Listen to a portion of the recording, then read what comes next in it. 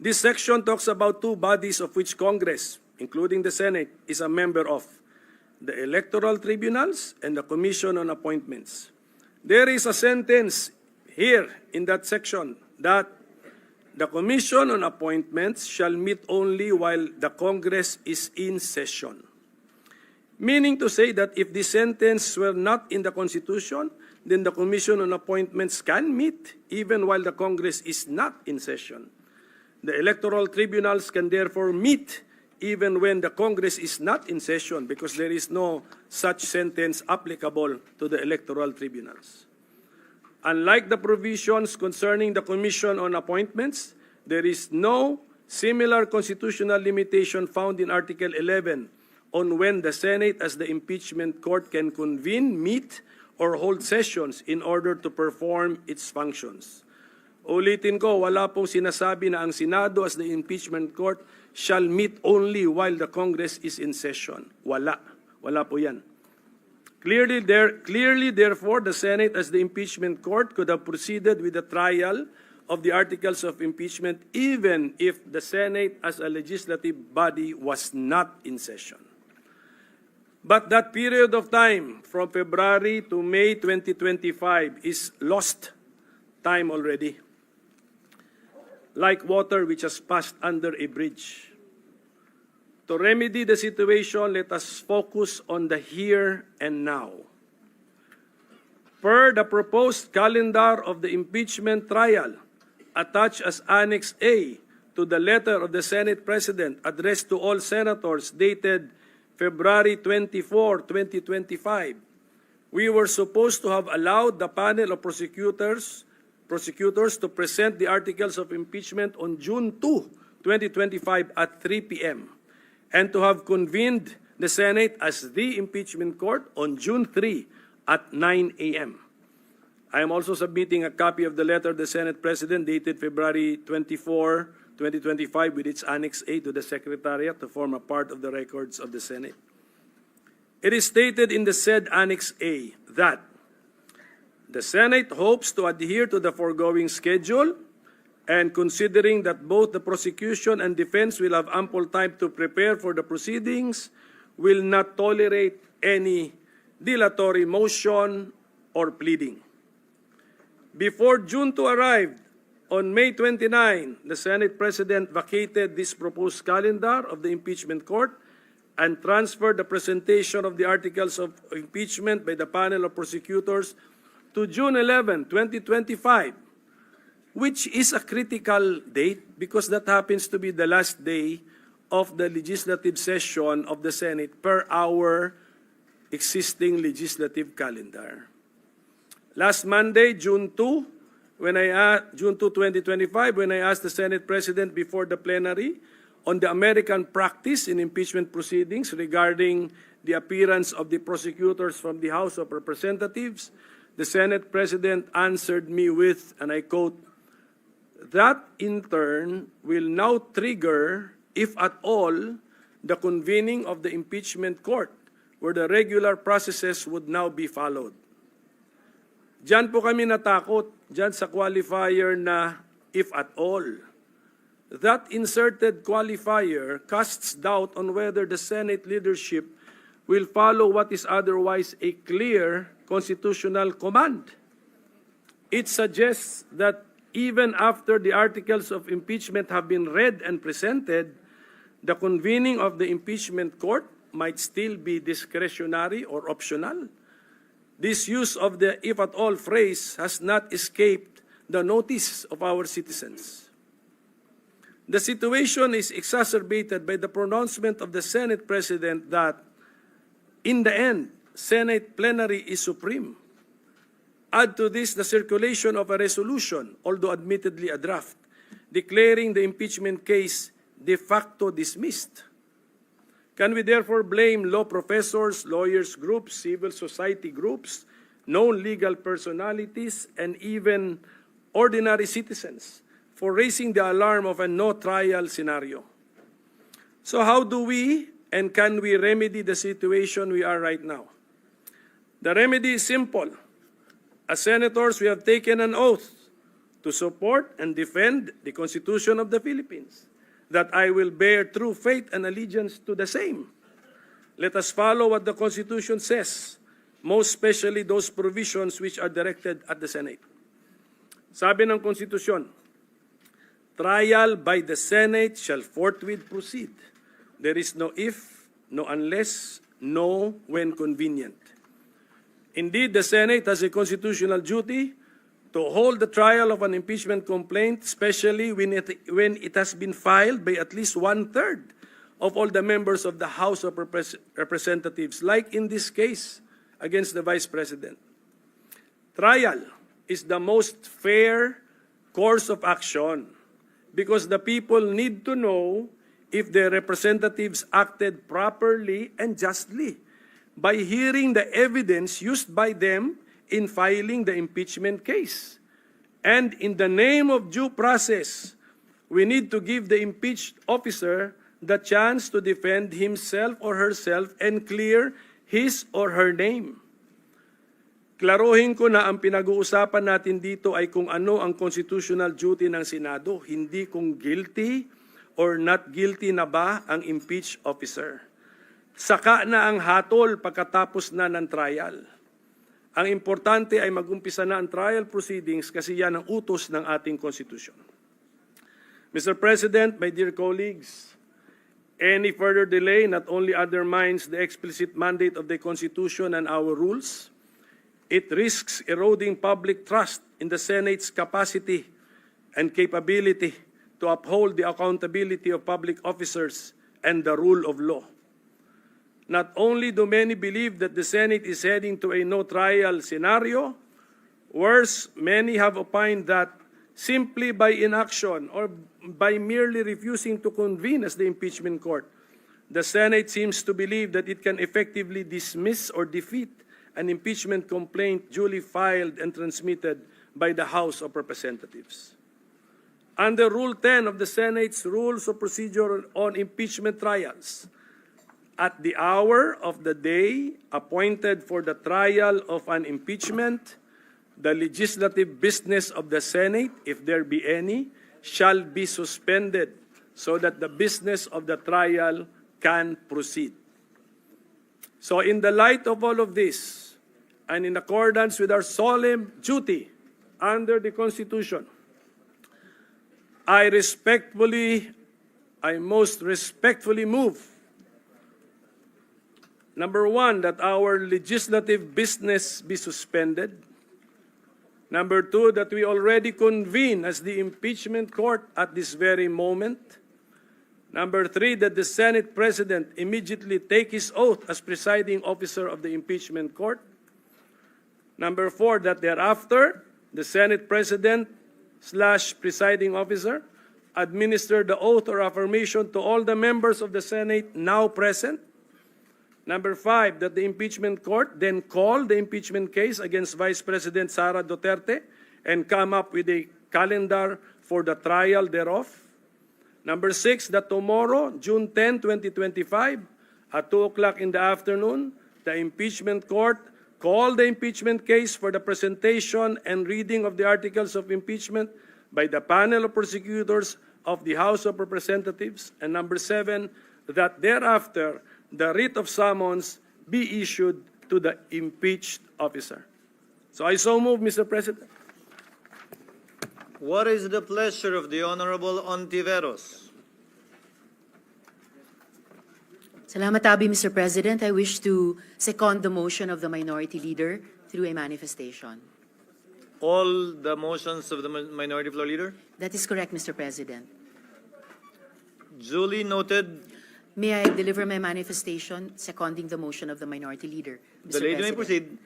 Salamat Abi, Mr. President. I second the motion of the good Minority Leader. Forthwith, and with no further delay, the Senate President must be placed under oath as presiding officer. He must then administer the oath to the members of the Senate as judges of the impeachment court. And most importantly, the Articles of Impeachment, which have long languished in limbo, must forthwith be presented to the body. First of all, the Constitution establishes with clarity the mandatory nature of impeachment. And this textual interpretation is supported by the framers. Article 11 on accountability of public officers, Section 3, subsection 4, states in no uncertain terms that once, quote, the verified complaint or resolution of impeachment is filed by at least 1/3 of all the members of the House, the same shall constitute the articles of impeachment, and trial by the Senate shall forthwith proceed, close quote.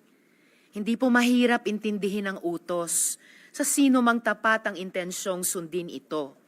Ang paglilitis ay dapat agarang simulan nang walang pag-iwas o iba pang pagpapaliban. In fact, retired Justice Adolfo Azcuna, who wrote the procedural section that included the word forthwith, said that it meant, and I quote, immediately and without unreasonable delay, or in the national language official version, agad-agad, close quote. Sa kasong Chavez versus Judicial and Bar Council, GR number 202242, na dinisisyonan noong July 17, 2012, ipinaliwanag ng Korte Suprema na sa pag-interpreta ng saligang batas, dapat gamitin ang karaniwang kahulugan.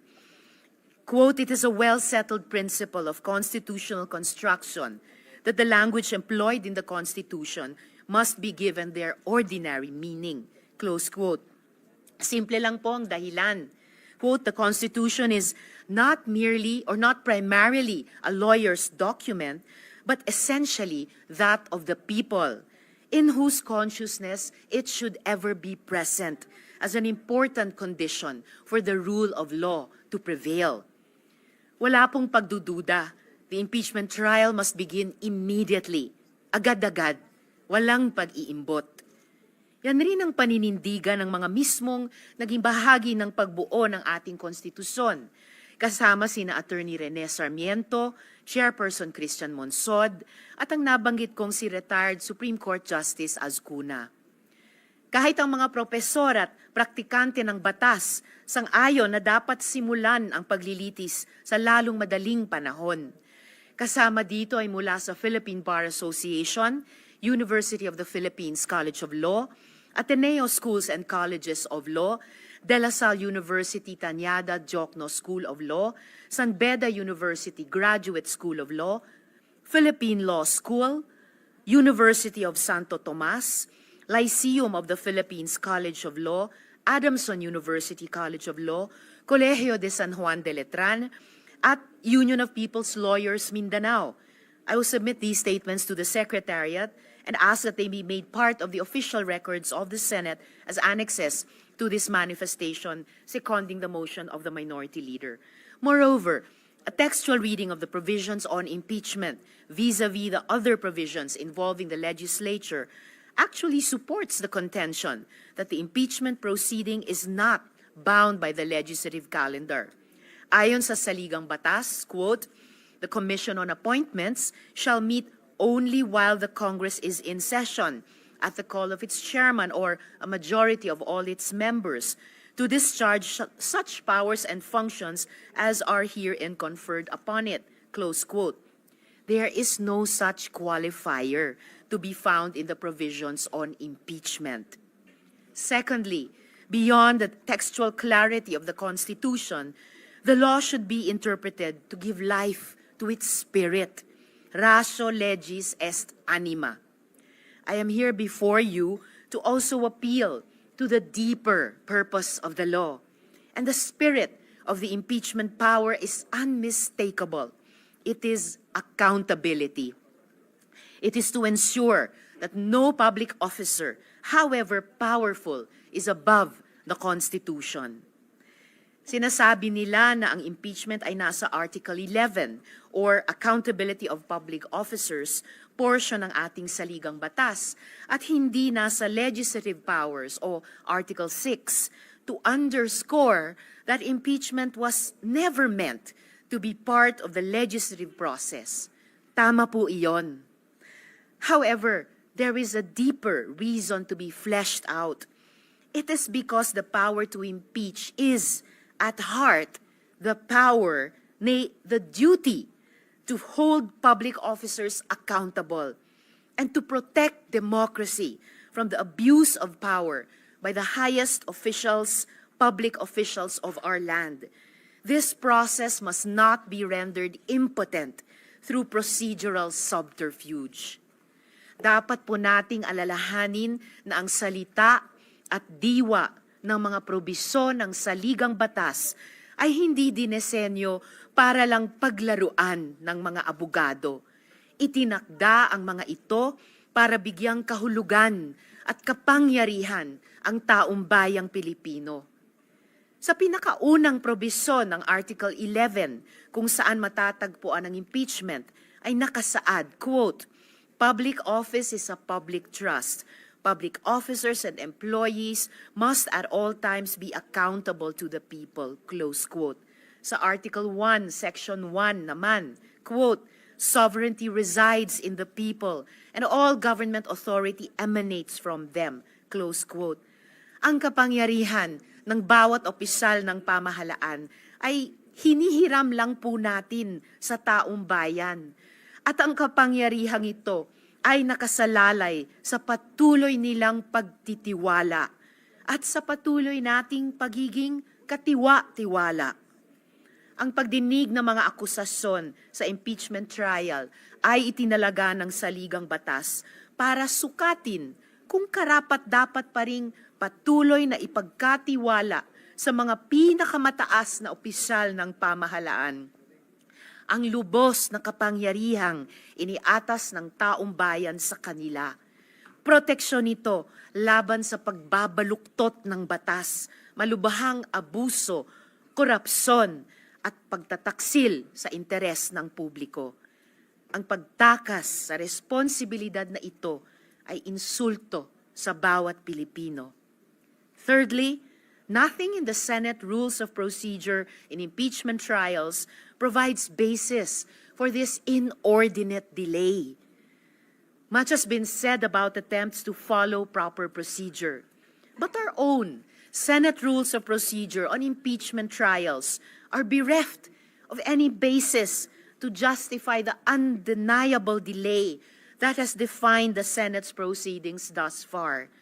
Wala pong sinabi sa rules on impeachment na susundin ang legislative calendar, na bawal mag-impeachment trial on legislative recess, o na pag tinransmit sa last day yung Articles of Impeachment, ay kailangang in limbo ito, nakabitin sa ere. The inaction of our body on the Articles of Impeachment transmitted by the House of Representatives on February 5, 2025, is not because of anything definitive or inescapable written in the rules. Hindi po tayo inipit ng rules. Hindi po natin pwedeng sabihin na wala tayong choice, that we were straitjacketed by what our rules on procedure provided. We had a choice every step of the way. And our choice has been to delay, to drag our feet, to hide behind what we say are legal ambiguities. Tapos ngayon, if I might add, biglang bibilisan. An impeachment trial of all of 3 days. We've dragged our feet for several months, and then suddenly we tell the Filipino public that we are able to sift through the evidence and exact accountability from the second highest official in our land within a period of 3 days. What insanity is this? Lastly, I wish to address the point made by the good Senate President, who stated that the Senate cannot be dictated upon and that the Senate plenary is supreme. Respectfully, while the Senate is granted the power and duty to try and decide impeachment cases, its authority is not unbounded. If it acts in violation of the Constitution itself, it can and should be corrected. Wala po sa rules na ang pagsisimula ng paglilitis at pag-convene ng impeachment court ay kailangan pang pagbotohan at aprubahan ng mayorya. Anyone who objects to commencing the impeachment trial is objecting to the Constitution itself. In the case of Francisco Jr. versus House of Representatives, GR number 160261, promulgated on November 10, 2003, the Supreme Court ruled, quote, "It is basic that all rules must not contravene the Constitution, which is the fundamental law. If, as alleged, Congress had absolute rule-making power, then it would by necessary implication have the power to alter or amend the meaning of the Constitution without need of referendum," close quote. Wala pong kapangyarihan ang Senado na iwaksi ang malinaw na utos ng saligang batas. Hinihimo ko po ang pinuno at mga kasamahan ko sa Senado. Sundin po natin ang malinaw na mandato ng saligang batas. Galangin po natin ang taong bayang nagbigay ng tiwala sa atin. At simulan na po natin ang impeachment trial na ito. Dapat ay madali ang dinggin ito at ang paglilitis, sinsero at hindi minamadali. Takulang pasasalamat, Mr. President.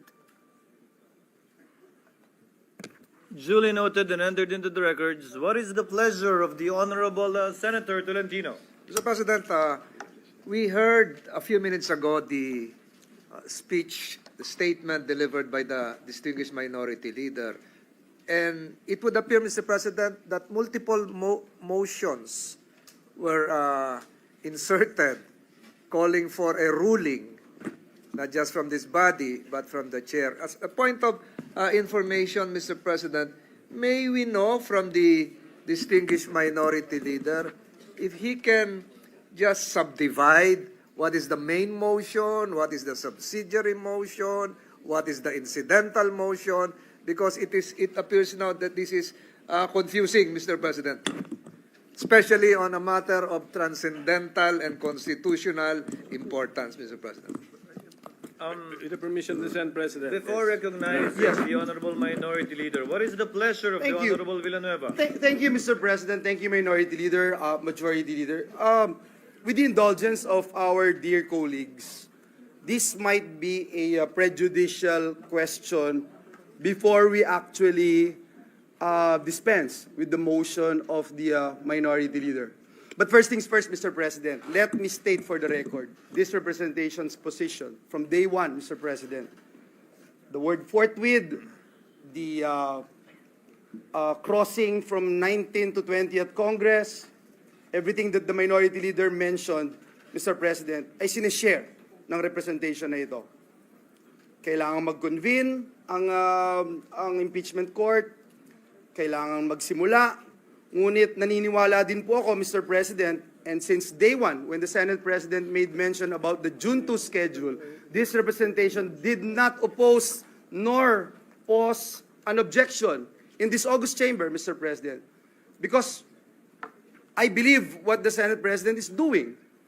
When he extended it to June 11, I don't see any reason, or I would say undue delay, unnecessary delay, etc., because I think all of us here during that time would agree that the trial would commence on the 20th Congress. And having said that, Mr. President, let me just put into the records, Mr. President, our own rules, Mr. President, in the rules of impeachment, Rule 1, the Senate President must actually issue a notice, Mr. President, to the House of Representatives. And that's the reason why he wrote a letter in June 2 and then June 11, Mr. President. If I heard it right, Mr. President, and that's why I wanted to be clarified on this particular issue. If I heard it right, the Minority Leader's motion is for us to stop legislative work and start taking the oath of the Senate President as the presiding officer of the impeachment court and the senator judges. It would also mean, Mr. President, that we assume that the impeachment proceeding, the articles of impeachment had already been referred, Mr. President, because we have not. And so let me just put that on record, Mr. President. And again, I thank the Minority Leader and again share his views about the the immediate convening of our impeachment court. And I don't see any reason, Mr. President, why we should convene now than on Wednesday, Mr. President, which is 2 days from now. Thank you, Mr. President. Thank you, Minority Leader. So, Mr. President, so that we can The minority leader will respond to the so we can dispose of the pending clarification matter. asked for Yes. by Senator Tolentino. Yes. Yes. You may proceed, sir. So that the body can properly act on the pending matter, which I have raised in my question of privilege based on our rules. I therefore move that we already convene as the impeachment court at this very moment, Mr. President. That's the motion, Mr. President. And we expect a ruling. Mr. President. If I may, I have already mentioned earlier, Mr. President, and because this representation wouldn't want to raise a point of order. And again, for the record, I share the sentiments of the minority leader. We have the same position as to the convening of the impeachment court. We have the same position as to whether or not it will pass through the 19th to 20th Congress. It's the same, Mr. President. But again, I don't want to raise a point of order, Mr. President. But in our rules, Mr. President, you yourself, in Rule 1 of the Rules of Procedure on impeachment trials, let me quote, Mr. President, when the Senate receives articles of impeachment pursuant to Article 11, Section 2 and 3 of the Constitution, the President of the Senate shall inform the House of Representatives that the Senate shall take proper order on the subject of impeachment and shall be ready to receive the prosecutors on such time and date as the Senate may specify. So, Mr. President, I wanted to find out if the motion of the minority leader will push through, what would happen, Mr. President, if you have not issued any notice, Mr. President? What would happen to your letters na from June 2, ginawa nating June 11? Does it also mean, Mr. President, na baliwala na po ito? So, that is just a procedural question, Mr. President. And again, let me put again on the record that I have the same position as the minority leader, that if we can convene as much as possible, Mr. President, the impeachment court, I would go for it, Mr. President. Thank you. Mr. President, there Before is no, Senator De La Rosa, the Honorable there Pimentel. is no basis to raise a point of order because no provision or section of our rules has been violated. And that factual question from our colleague that the Senate President shall take proper order on the subject of impeachment has been done. There is a letter from the Senate President to the House dated May 19, 2025. Which will be on June 11, Your Honor. No.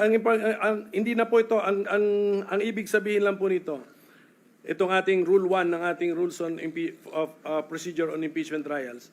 Sabihin lang ng Senate President sa House that the Senate has taken proper order of the subject of impeachment and we are ready to receive the prosecutors on such date and time that we will tell you. So yun na po yun. So I think this has been satisfied by the... That's why I Therefore, nung allegations ng defense na na-violate ang Constitution sa one impeachment per year.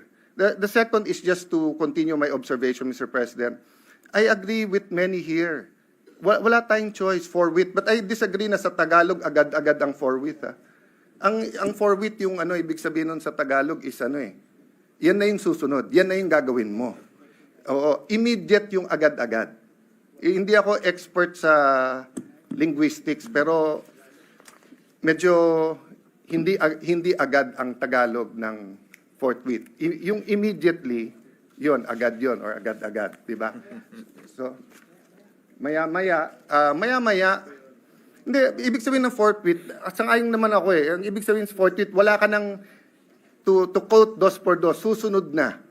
O yun ang ibig sabihin ng forthwith. Yung wala ka nang hihintayin, yun na. Kaya agree ako sa inyo na kailangan talakayin natin yung impeachment complaint. Pero gusto kong iklaro, sa tama o sa mali, botohan ang mangyayari sa atin. Hindi pwede pong bumoto yung 15 na hindi magko-convene yung impeachment. Tapos siyam kami o 8 tayong magpapakita doon na naka-robe. Kasi sinabi ng 15, hindi magko-convene anong pwedeng gawin? Pupunta ka ng Supreme Court, uutusan tayo ngayon ng Supreme Court. Yun ang legal system natin, Mr. President. So sana, tama desisyon natin para hindi na tayo maghintay na utusan pa tayo ng Supreme Court.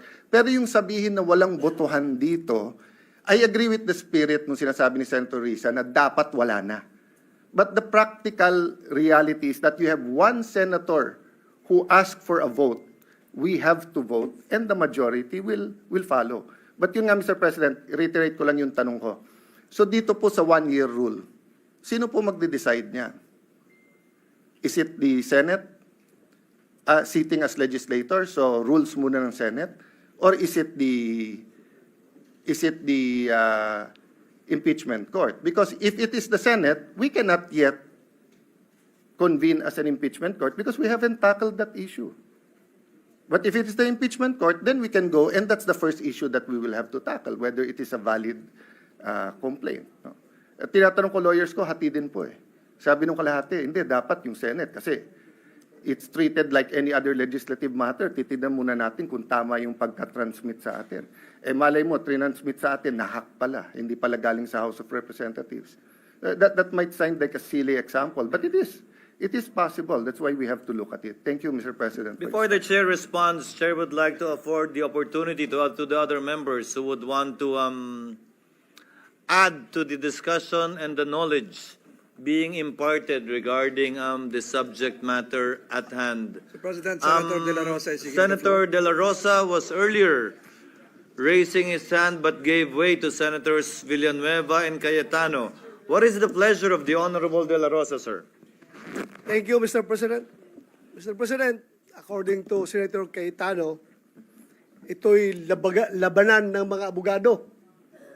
Hindi po ako abogado, Mr. President, but I just would like to manifest my observation na to be fair to the Senate President, pag sinabi natin na you have an intention to delay the impeachment proceedings, I would like to state for the record, Mr. President, na 1 month ago pa, pinagawan muna kami ng robe, Mr. President.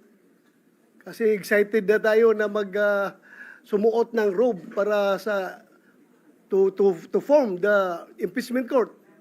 To be fair with you, Mr. President, you've been preparing for that. And yung schedule natin na naka-schedule sa Wednesday, which is 11, if we give the ruling today, whether ano ba talagang gusto natin, today or Wednesday, I support you, Mr. President, kung anong gusto natin schedule. Sana mapag-usapan natin ngayon. Hindi ako abogado, pero ako ay isang Pilipino na gusto sana na hindi na tayo magkakagulo sa Pilipinas. Hindi tayo magkawatak-watak. At yung mga nagyayabang dyan, na sabi nila, gusto daw ng taong bayan, na ito ay talagang magkakaroon na kagad ng impeachment, taong bayan, ginagamit. I don't know kung sino taong bayan yung sasabi nila. Because, alam ko, Mr. President, halos lahat ng tao ng Mindanao at ng Visayas, as I have observed during the campaign period, ang sabi sa atin is, Sir, ibubuto kita kung hindi ka magboto sa impeachment or hindi ka magboto sa conviction. Yun ang sinasabi ng taong bayan. Kaya please, do not use the term taong bayan palagi because taong bayan is hindi lang kayo.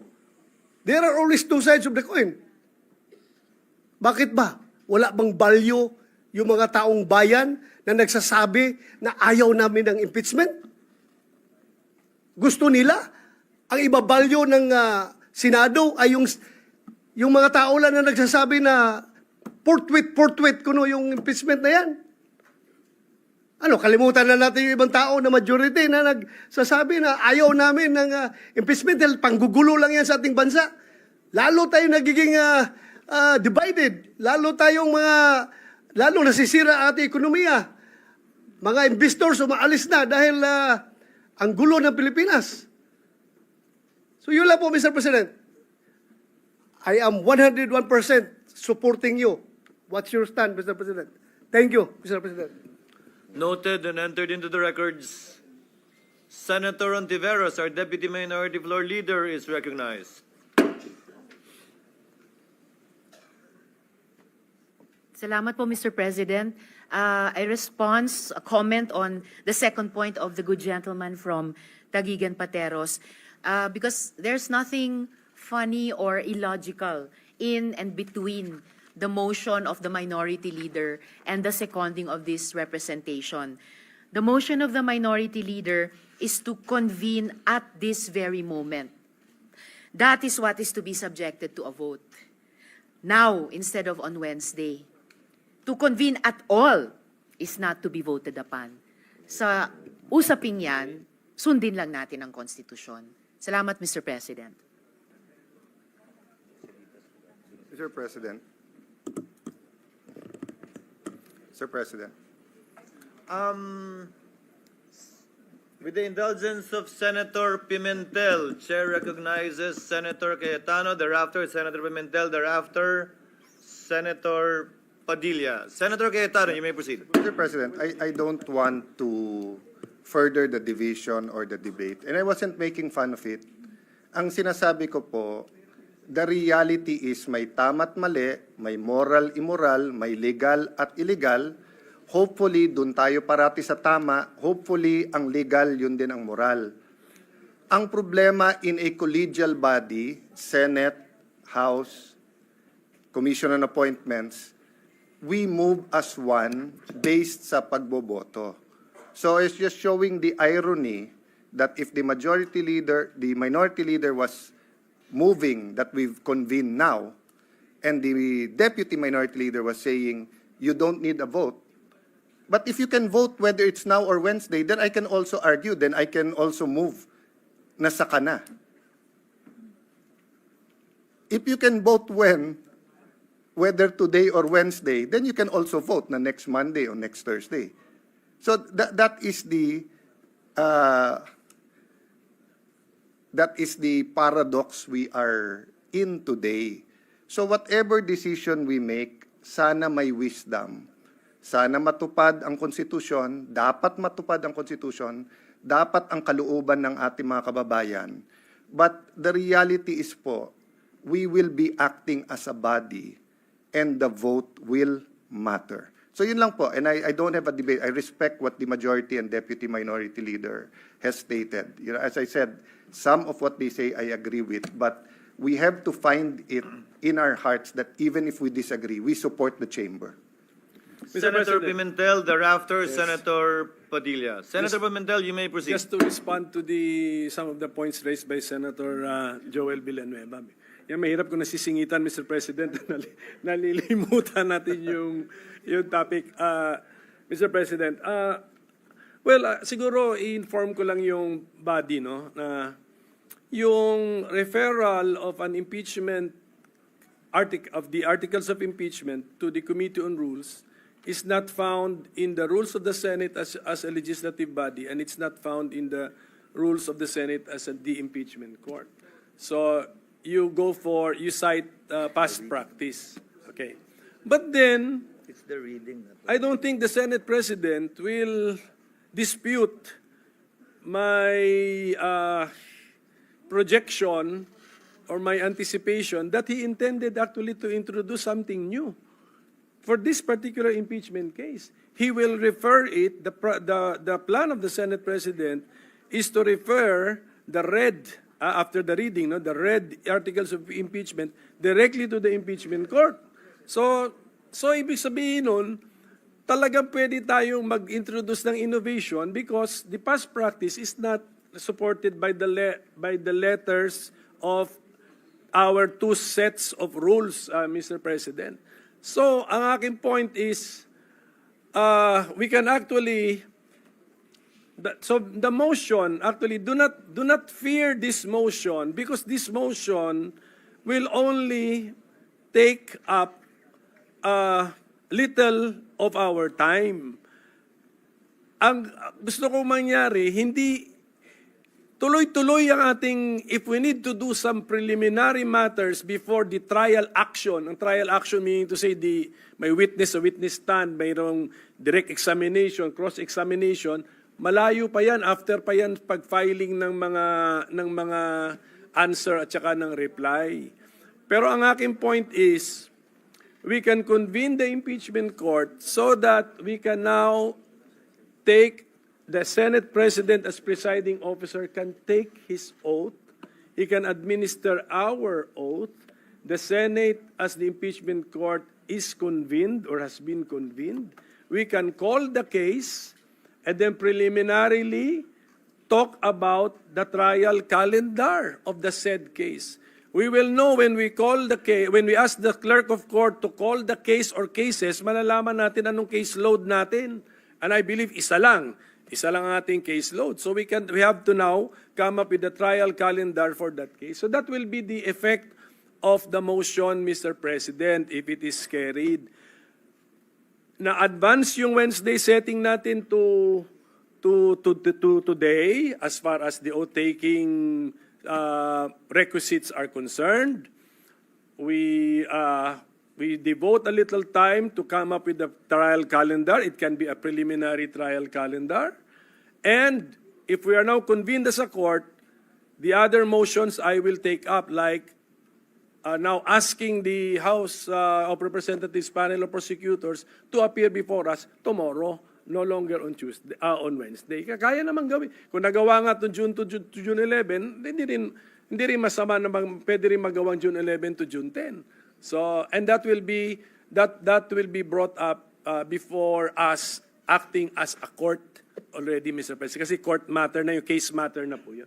So that's the explanation, Mr. President, para baka akala ninyo back down na tayo. Worried si Senator Alan Cayetano sa kanyang e-gov at saka Konektadong Pinoy. Suspended lang po yung legislative business natin for maybe 1 to 2 hours, 1 hour and a half. We can go back to our legislative business, Mr. President. But at least we have convened the court. And then sunod lang tayo sa Constitution kasi we should also believe that the Constitution has its own wisdom. Kasi ratified din ng taong bayan po yan. Baka nalimutan natin. Ratified by the people ang ating Constitution. So, yes, thank you. Before recognizing Senator Villanueva, just for the information of Senator Pimentel, it's not only eGov and Konektadong Pinoy that's ready for ratification.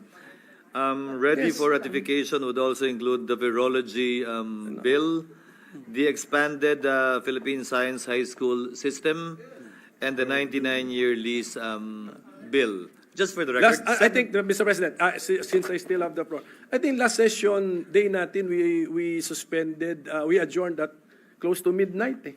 So it doesn't The matter. first session day, we yes, also nearly midnight. 1 hour to 2 hours devoted for the impeachment court, I don't think will harm us, Mr. President. With the permission of Senator Villanueva, Senator Padilla had earlier, on this Yes, point. because in relation to what the minority leader with the stated. indulgence of Senator Just Padilla. very quick, Mr. President, in relation to the statements made by our minority floor leader. Senator Villanueva Thank you, may Mr. proceed. President, let me put on record also, Mr. President, that I welcome innovation. I welcome what do you call that, Mr. President, when we will no longer refer it to the Committee on Rules and ask perhaps one of the prosecutors to read the Articles of Impeachment and all the cases thereon. I don't have problems with that, Mr. President. And again, as mentioned earlier, I agree, Mr. President, that we need to convene as soon as possible the impeachment court.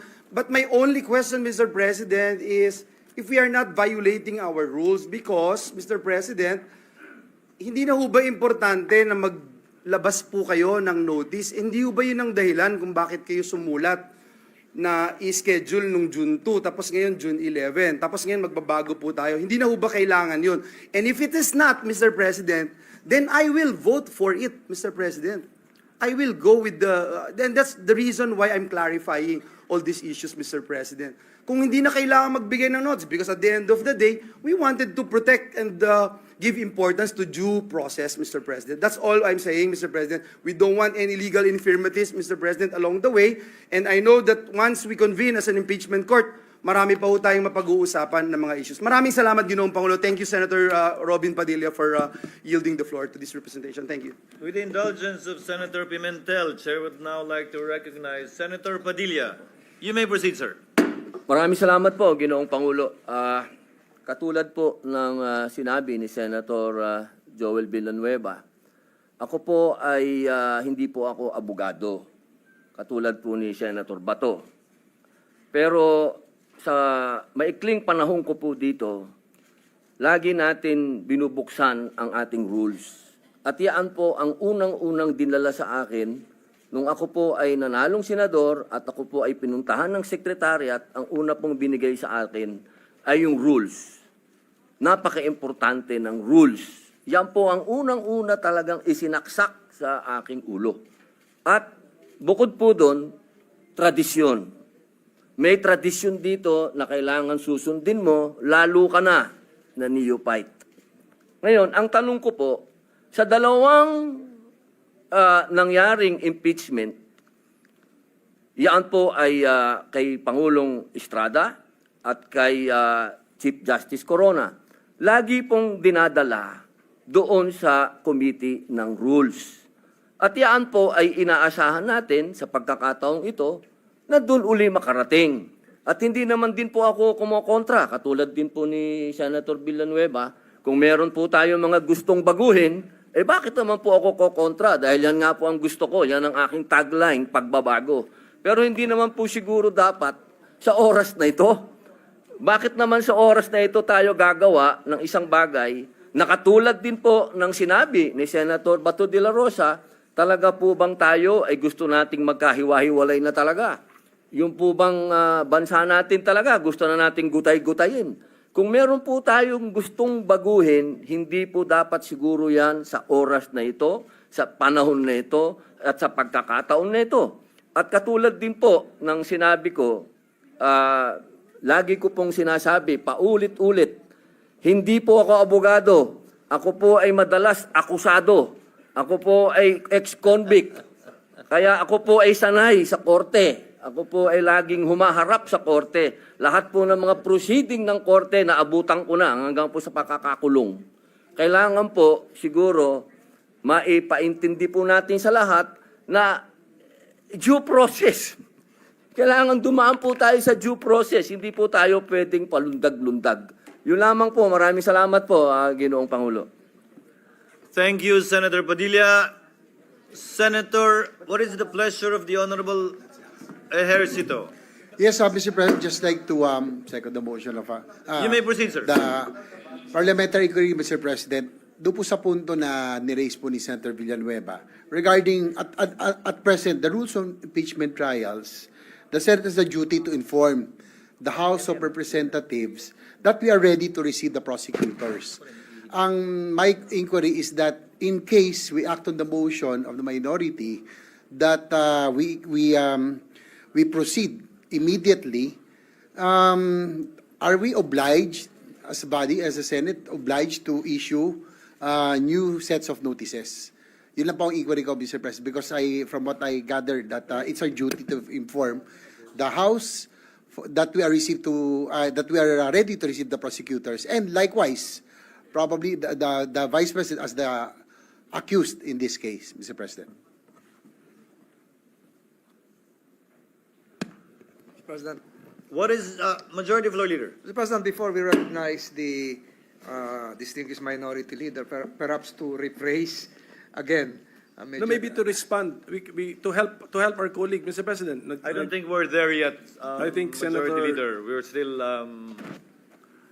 Senator in the JB period is, of I think, debate. soliciting some information, Mr. President. I yield, Mr. President. So can we, The Minority Yes, Leader yes. may proceed. so this is my interpretation of Rule 1, Mr. President. Ang pinaka-importante rito is the communication from the Senate to the House that the Senate has taken proper order of the impeachment case that you have filed. Yung mga detalye as to when na-adjust, yung original nga niya na June 2, na-adjust niya to June 11 in a subsequent communication. So my point is, if we convene as a court now, and then as a court, we agreed to advance their appearance before us to tomorrow, we just also communicate. But you can also you can also disagree and maintain the appearance sa Wednesday. But the point is, my motion is to convene as a court now. We take our oaths now. The impeachment court has been convened. This is more in keeping with the spirit of the Constitution na ang action agad.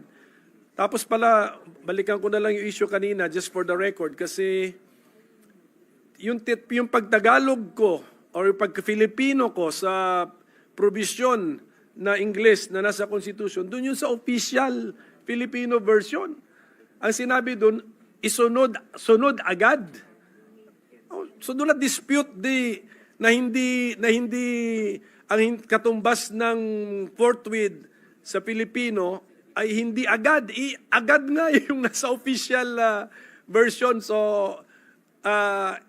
hindi na ako mas marunong sa mga nag-translate po ng Constitution sa Filipino, sa wikang Filipino. So I hope this will help our colleague, my explanation will help our colleague when he makes his decision on the pending motion. So, with that, Mr. President, I think I've already restated my main motion earlier, Mr. President. So, I think it's time that we dispose of the pending matter, Mr. President. Mr. President, Kasi mix. Senator Zubiri. what is the pleasure of the Honorable Zubiri? Thank you, Mr. President. Mr. President, just to add to the discussions, because the Senate right now is under extreme pressure. All eyes are on us, Your Honors. And each Congress, each Senate has stood up to many of these challenges. On my time, it was the fake People's Initiative that we defeated. Now it's about the impeachment of our Vice President. So we must act in accordance to our rules and traditions and precedent. Many sides have been spoken and explained. The good minority floor leader wishes to have it the soonest possible time, although our precedence, Mr. President, is that we file it to the Committee on Rules. The Rules releases the report, and then we take action as jury, as judges on this impeachment court. Ang akin lang po, sana kung ganun po ang proseso na pipiliin natin, didesisyonan natin, gawin natin kaagad. Ako po ay taga Mindanao. Pareho po kami ni Senator Bato de la Rosa. Kaya ako hindi naniniwala sa mga survey. Kasi the surveys were read wrong in May, what was that, May 12? May 12, 2025. All surveys were thrown out the window.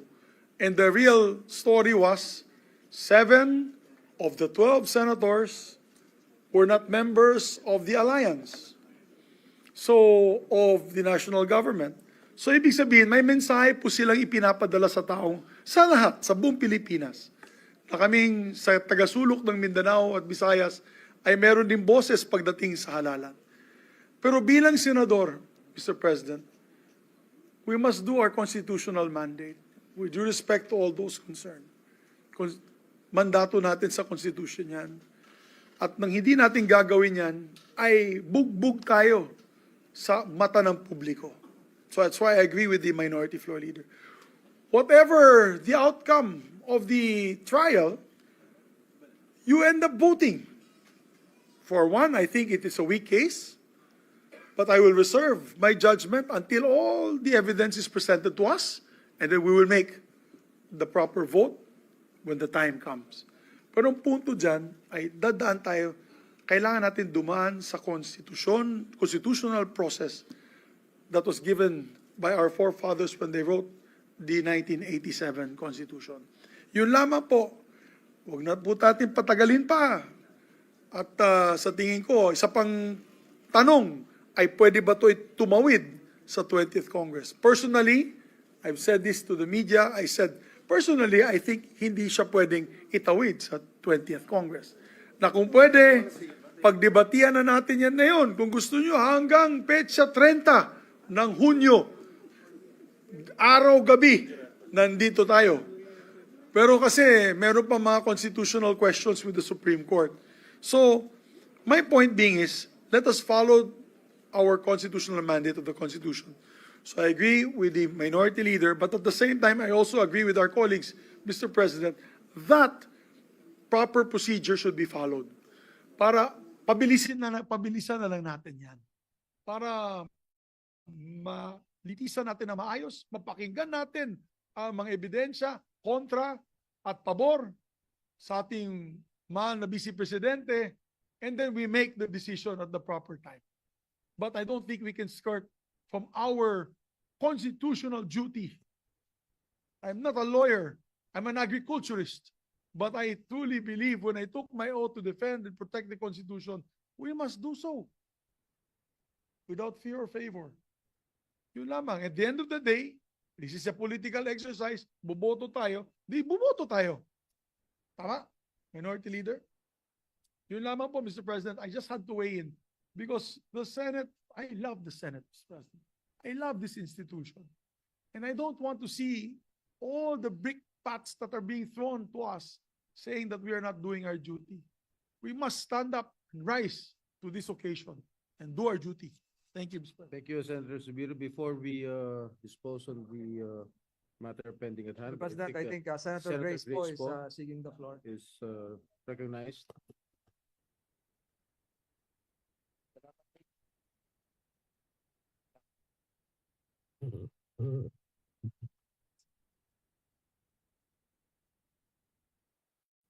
Mr. President, it's really, I think, beneficial for all of us to have heard also the opinions and also the research of our colleagues, particularly what was mentioned by both Senator Coco and Senator Risa, na it doesn't really matter what our personal opinions are with regards to the issue. What we are really trying to follow right now is what our mandate is, which is to actually make sure that we exercise this right to hear the cases on both sides. Eh, hindi pa na nga natin naririnig yung mga kaso dahil hindi pa nga napepresenta. Hindi tayo makakagawa ng mga desisyon ukol dyan. At saka kami rin po, hindi na rin kami aabot dun sa punto kung saan magkakaroon ng desisyon.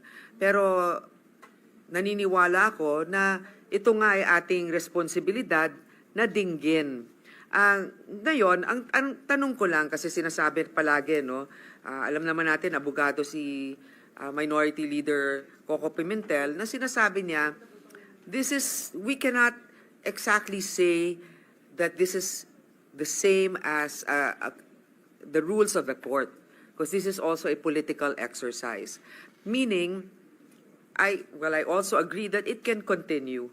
Kasi nga, di ba yung sa Senate Electoral Tribunal cases na natapos na yung isang Congress, ay patuloy pa rin yung mga kaso dyan. So, pero ang isang tanong ko, ewan ko kung may makakasagot nito, kasi di ba ang official date na matatapos talaga yung 19th Congress is June 30, di ba? So, is there anything in the rules that says that even if we adjourn on the 11th, na pwede pang ipagpatuloy yan kung if the Senate President, for example, makes a motion and then we vote on it? Is this something that can be continued until June 30? Yun lang yung tanong ko. May makakasagot ba niyan? Maybe the minority leader, being a lawyer, can readily answer the question of Senator Grace po. The majority leader is also a lawyer, but Where is the majority nowhere to leader? be found. But, Mr. President, yan po yung atin ng sinasagot noon kasi nag-introduce sila ng konsepto na pagka sine die adjournment, no matter can be taken up. Inayos na natin yan, ang sinabi natin, non-legislative matters can still be taken up. Kaya meron So, mga hearing. Yes, up to, no, hindi that, non-legislative na kasi ang hearing, ang committee hearings, legislative pa rin yun. So a non-legislative matter can still be taken up. Pero may hangganan up to may hangganan yung kami, for example, na end of term, hanggang 12 noon of June 30 lang kami, 2025, pwede mag-participate sa non-legislative matters because our terms are ending or have ended. No, So- exactly my point. So you can still participate because it's a political exercise, not necessarily legislative, Yes. hanggang June 30. 12 noon, kami po mag-graduate na. Opo. Okay. Eh, paano yung mga hindi mag-graduate? Well, no problem. Tuloy-tuloy. Mr. President. Because at a minute after 12 noon, actually, or a split second after 12 noon, the newly elected senators are joining you. Yung mga hindi gagraduate, they have by force of law joined the remaining 12 senators. So pwedeng tuloy-tuloy. In my opinion, yes, pwedeng tuloy. Hindi, pero paano ngayon? Kasi 'di ba, mag-a-adjourn tayo sinadya on the 11th, right? So ibig sabihin, wala nang mga hearings din noon kasi legislative matter 'yon. The committee hearings pursuant to bills and resolutions, yes, wala na po. About investigations? Wala na po. Wala na talaga. Wala na. Okay. So, May I, that's Mr. just a President? clarification I wanted to make. Kasi minsan, pag nagkakaroon tayo ng break, di ba? Break tayo, pero tuloy pa rin yung mga hearings. Kasi, basically, that's still a whole term eh. Tuloy-tuloy pa rin yun. So dito, in this case, sinidya tayo, no more legislative matters, but others can be tackled. Yes, there have been Supreme Court cases ruling that the non-legislative function of the Senate continues even after the sine die adjournment of the Senate as a legislative body. Okay, I guess this is something that we need to get. Maybe the majority leader can clarify. Just to put some meat to Senator what the Joel. minority leader is talking about, I am not a lawyer, but as a student of history, the impeachment court is sui generis, a class of its own, and as mentioned by the minority leader a while ago, the Supreme Court decision, Pimentel Jr. versus Joint Congress, Mr. President, napakaklaro po doon that the adjournment does not necessarily affect its non-legislative functions. Doon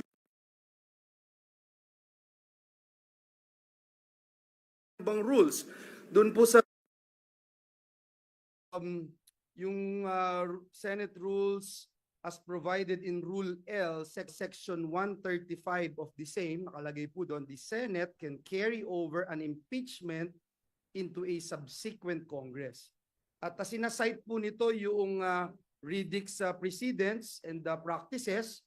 It cited as an example yung impeachment against U.S. District Attorney, etc., etc. So just to put that on record, Mr. President, and help in the discussion of my dear colleagues. Thank you. Thank you, Senator Joel. President, Majority just a- Leader, I think you have Just a a point of clarification. There was different a rule. opinion.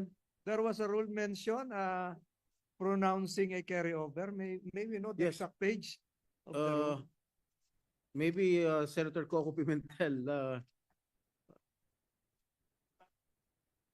may you please answer the query of the Majority Leader, Mr. Minority Leader? The exact provision, Mr. President.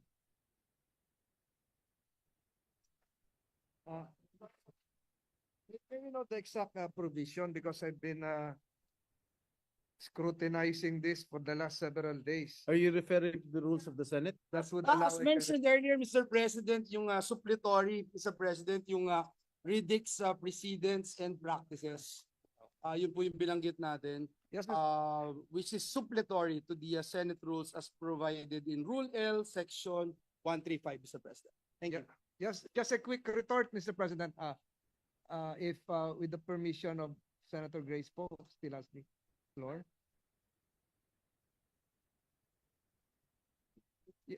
Just a quick retort. Alam mo, Mr. President, laging nababanggit yung i-clarify ko lang. Matagal ko nang gusto tong i-clarify ito. Meron daw mga Supreme Court decision. Ko nang gusto tong i-clarify ito. Meron daw mga Supreme Court decisions na sinasabi pwedeng ituloy yung non-legislative functions. Binabanggit yung Pimentel versus the Pimentel case, National Board of Canvassers.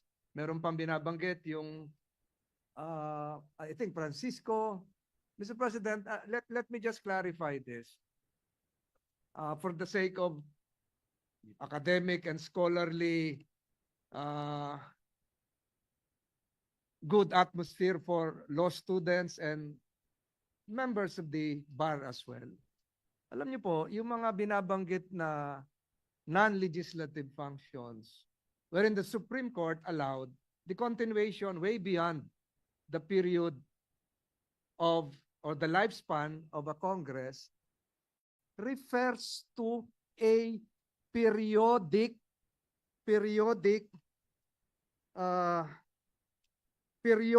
created constitutional ad hoc body. Alam niyo po yung National Board of Canvassers, pagkatapos ng isang eleksyon, presidential elections, nakalagay sa ating saligang batas, created talaga yon to count and canvass and to proclaim. Ganon din po yung mga ilang tribunals, yung mga electoral tribunals, etc., etc. Periodic, predictable, regular, constitutional ad hoc bodies. Kaya po tuloy-tuloy yon kasi may command po ang Constitution, merong provision pertaining to this periodically created ad hoc bodies. Ang impeachment trial court po is not periodic. Hindi po ito tuwing magkaka-eleksyon, merong impeachment trial court. Hindi po ito regularly created. Ito po ay nakikreate lang pag merong nagsampa ng kaso sang-ayon po doon sa ating saligang batas that would trigger the words initiate coming from the House of Representatives, the word again, often used, yung forthwith. Kakaiba po yung mga non-legislative bodies na periodically created na sinasabing pwedeng tumawid. Kaya po ang sinasabi ko lagi, ang atin pong constitutional clock deadline is June 30.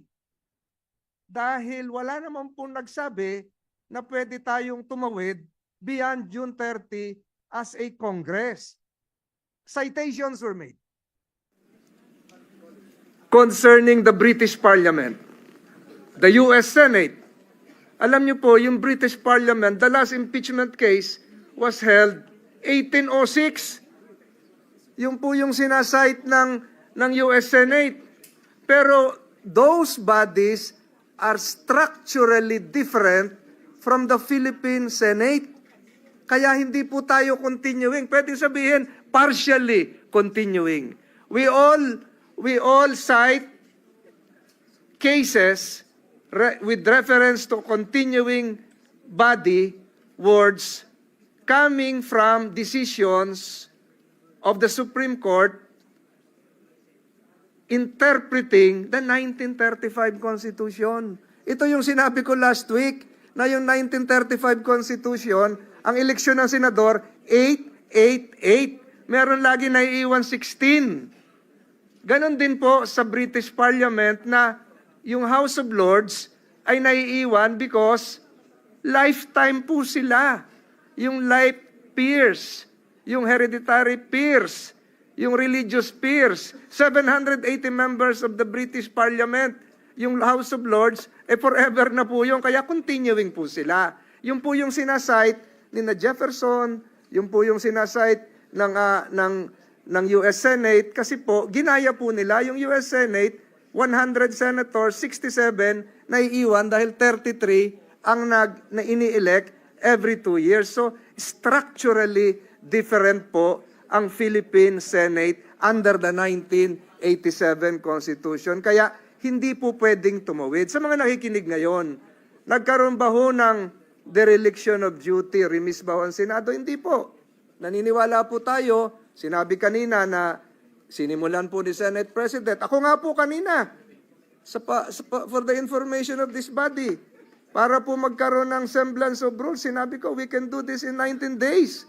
I filed Senate Resolution 1367 para makita kaya natin gumawa ng trial calendar. Sabi nila, napakabilis yung 19 days. Si President Trump na impeach 5 days. Si President Clinton, maigsi din po yun. So ibig ko sabihin, Mr. President, we can still start the impeachment process, but I stick to the constitutional precept that we cannot carry over. We cannot allow a crossover or carry over because it is not part of the Constitution. We can only interpret the word as enshrined in the Constitution. I'm sorry, Senator Grace, I've taken much of your time. No, I just actually- responded to some queries, statements made a while ago, and just to spread this into the record before we again ask the good minority leader to perhaps rephrase his motion. No, I think it's very important for us to hear all sides with regards to the matter. And just to clarify, what the gentleman from Cavite is saying, that sige, dinggin natin ito hanggang 30th ng June, pwede. Huwag lang tayo lalagpas doon sapagkat hindi na pwede. Correct. Okay, ngayon, ito yung tanong ko, yung sa respondent, meron siyang apparently 10 days para sumagot, di ba? Hindi pa na-file na ba sa Committee on Rules dito? Not yet. So, has she been notified already of what she has to face and has the 10 days started? Not yet, right? Not yet. Okay, so meaning, if let's say we start on the 11th, which is Wednesday, or even tomorrow, which is the 10th, so hindi pa talaga sila pwedeng humarap hanggang 20th. Kasi 10 days eh. Di ba? So, pwede ba tayo magkaroon ng hearing na yung respondent ay hindi pa ready with her reply? I mean, is there a process within the impeachment that does not require the respondent to be present yet? It's just the presentation of, I don't know, evidence. I mean, this is just a parliamentary query. Meron po kasi magko-constitute nga as an impeachment court at manunumpa. Manunumpa yung Senate President as the presiding officer of the trial court. Manunumpa rin po lahat tayo. So hanggang panunumpa as members lang. of the... How about the presentation of evidence? Pwede ba? Wala pa ho. Wala pa ho. Yung presentation ng Articles of Impeachment to be done by the panel of prosecutors. Yung susunod-sunod, pag nagkaroon na ng joinder of issues after the submission of the answer, doon na po matitrigger po yung iba. Yung prosecution has the right to reply. Oo. Tapos sunod-sunod na po yun. So ang ibig sabihin, after the swearing in and then reading of the articles of impeachment, may break ng 10 days. Kasi ihintayin pa natin yung sagot eh. Correct. Okay, so wala din naman mangyayari. So, what the gentleman is saying na pwede natin to stretch until the end, hindi rin eh. Kasi 10 days na lang din ang matitira from let's say the 10th until the 30th. 10th, 20th, 20 days. 21st to 30th. 21. I filed 20 days. Yes. 20 days. So 20 days. I Okay. filed an indicative calendar just to show Mr. President na sa taong bayan na hindi naman natin nakaligtaan yung ating trabaho. Hindi, pero tama. Pero the Iniwan actual, nating nakatiwangwang. Tama. But the actual discussions can't begin until after the earliest, the 21st. Diba? Kasi wala pang response. And yun lang, yan. Yun lang. Correct po yun. Pero yung sa yung submission of trial briefs, June 22, etc., until the rendition of a verdict, Mr. President. Pwede ba yun? Parang budget, yung wala nang matutulong para lang tapusin yun? Siguro po, kung with the cooperation and physical, kung papayag po kayo, kung papayag din po ang prosecutors. No, but kasi I'm also of the opinion, okay? Well, first of all, we cannot make judgments right now. Yeah. And I feel that it is the right of the respondent to be able to defend herself. Correct. And in fact, we can never say whether guilty or not kasi hindi pa nga natin alam eh. Correct. And the respondent herself is saying na give her a chance also to be able to confront. I mean, she's confident about it. But I agree with the minority leader that kung yung Senate Electoral Tribunal, which is actually, of national interest, but maybe not as much as this one, na itatawid natin for other Congresses, and even in the U.S., natatawid din yung impeachment to the next Congress. I know what you're saying. There's no term limit in the U.S. Pero I think, again, May mga nakausap akong members of who served before in the Supreme Court. This is a political exercise. It's not, I guess it's not bound by very strict rules of court. So yun lang. But we appreciate what the minority leader is also raising, because oo nga naman, I mean, these are two schools of thought, but we are all in agreement here that we cannot make judgments at this point, but we have to definitely hear it. Thank you. We totally agree. Mr. President, the good Deputy Minority Leader is seeking the floor. I move that she be recognized. With the permission of Senator Ontiveros, Senators Estrada and Gatchalian also raised their hand to be recognized, and they haven't been heard. Will the lady kindly Yes. yield to them? I apologize, Mr. President. Senator Gatchalian raised his hand first. I move Yes. that he be recognized with the permission of Senator Ontiveros. Senator Gatchalian is recognized. What is your pleasure, sir? Actually, Mr. President, I would be more than happy to yield to our good Deputy Minority Leader, Mr. President. Go ahead. That being the case, the Honorable Ontiveros is recognized. You may proceed, ma'am. Salamat, Mr. President, at salamat sa good gentleman from Valenzuela. Paalala ko lang po yung motion ng minority leader ay to convene at this very moment. At gusto kong ibalik sana yung atensyon ng lahat doon. Pero dun sa sinabi na rin naman ni Majority Leader, binanggit nila yung ilang mga kaso na dinesisyon na ng Korte Suprema, and these are Chavez versus Judicial and Bar Council at saka Pimentel Jr. versus Joint Committee of Congress, kung saan sinabi lang naman ng Korte Suprema dun sa una that impeachment is a non-legislative function of the Senate. At dun sa pangalawa, that non-legislative functions of the Senate are not affected by the shift between Congresses. Hindi po nag-distinguish ang Korte Suprema sa sinasabing periodic at saka non-periodic functions. Basta sinabi niya non-periodic functions tulad ng impeachment, na ito non-legislative functions ng Senado, at ang mga ito ay hindi apektado sa shift between Congresses. Pero yun na nga po, yan ay isang desisyon na pwede nating kunin at a later point in the impeachment trial. Ang unang gusto lamang i-activate ng motion ng minority leader ay sa pamamagitan nga ng motion niya to convene at this very moment. And bago ko tapusin itong intervention, Mr. President, at ibalik nga sa motion ng minority leader, quick comment lang dun sa ni-raise ng good gentleman from Davao dahil nakabalik na rin sila sa floor tungkol po sa kagustuhan ng Pilipino, no, at iba pa dito sa usapin ng impeachment trial. Gaya ng sinabi ng minority leader kanina, hindi pa naman tayo nag-uusap ng conviction ba o acquittal. Pinag-uusapan pa lang natin yung pag-convene ng impeachment court. Kaya ano yung masamang maidudulot ng panunumpa natin? At ito, kailangan nating desisyonan. Yes, alang-alang sa taong bayan, lahat po tayo ay mayroong hindi lang karapatan pero responsibilidad, pag-isipan at pag-usapan ang taong bayan. So lastly, again, Mr. President, ibalik ko lang dun sa motion ng minority leader, which is simply and importantly to convene at this very moment. Salamat, Mr. President.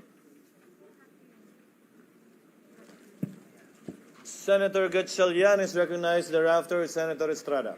Maraming salamat. Thank you very much, Mr. President. It's a brief manifestation, Mr. President. Dapat ho maintindihan ng ating mga kasamahan at ng ating mga kababayan na ang pinag-uusapan ho natin ngayon ay hindi pa ho yung merits nung kaso. Hindi pa ho natin pinag-uusapan yung kaso mismo ni Vice President Sara Duterte. Ang pinag-uusapan lang ho natin ngayon yung ating constitutional duty under Article 11, Section 3, Number 4, na kung saan pag na-transmit na ho sa atin ang Articles of Impeachment ng House of Representatives, Senado na po ang mag-hold ng trial. Ito po ang sinumpaang responsibilidad ho natin sa ilalim ng saligang batas. At ito rin po ang sinumpaan na ho nating duty or solemn duty nung tayo po ay naging senador. Natatandaan ko nung 3 years ago, nanumpa ho tayo to support and defend the Constitution. Kaya mga kasama, dapat ho natin maintindihan na ito rin po ay parte ng proseso ho natin pagdating ho sa accountability. At napakahalaga po ang proseso. Para sa akin, ang proseso ay isang bagay na dapat ho natin sundin dahil ito po ang magpapatibay po ng ating sistema ng demokrasya. Kung titignan ho natin, hindi malayong lugar, dito po sa Asia, sa South Korea, kung nagkaroon rin ho sila ng impeachment process ho doon. Yung kanilang Pangulo ay na-impeach. At nung yun po ay nangyari, katulad rin po sa atin, marami rin po lumabas sa kalsada, marami rin po nagpapahiwatig ng kanilang saloobin, at mukhang magulo pag nanonood ho tayo ng telebisyon. Pero kung tatanungin ho natin yung mga investors, tatanungin din ho natin mga kaibigan ho nating South Korean, kampante ho sila na hindi ho mangyaring isang napakalalang gulo sa kanilang lugar dahil alam nila ang proseso ay nasusunod. Yung proseso ng impeachment sa kanilang bansa ay nasusunod. At ganun nga ho ang nangyari. No, nagkaroon ho ng pagdinig, na-impeach yung kanilang Pangulo, nagkaroon ho ng isang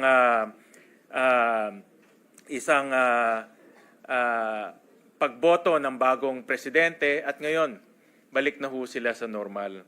Kaya mga kasama, ang aking punto ho dito ay ang proseso ay napakahalaga para po maging matibay po ang sistema ng demokrasya ho natin at higit sa lahat, magkaroon ng malinaw na pananagutan ang mga personalidad na binigyan ho natin ng tiwala para po manilbihan sa ating bansa.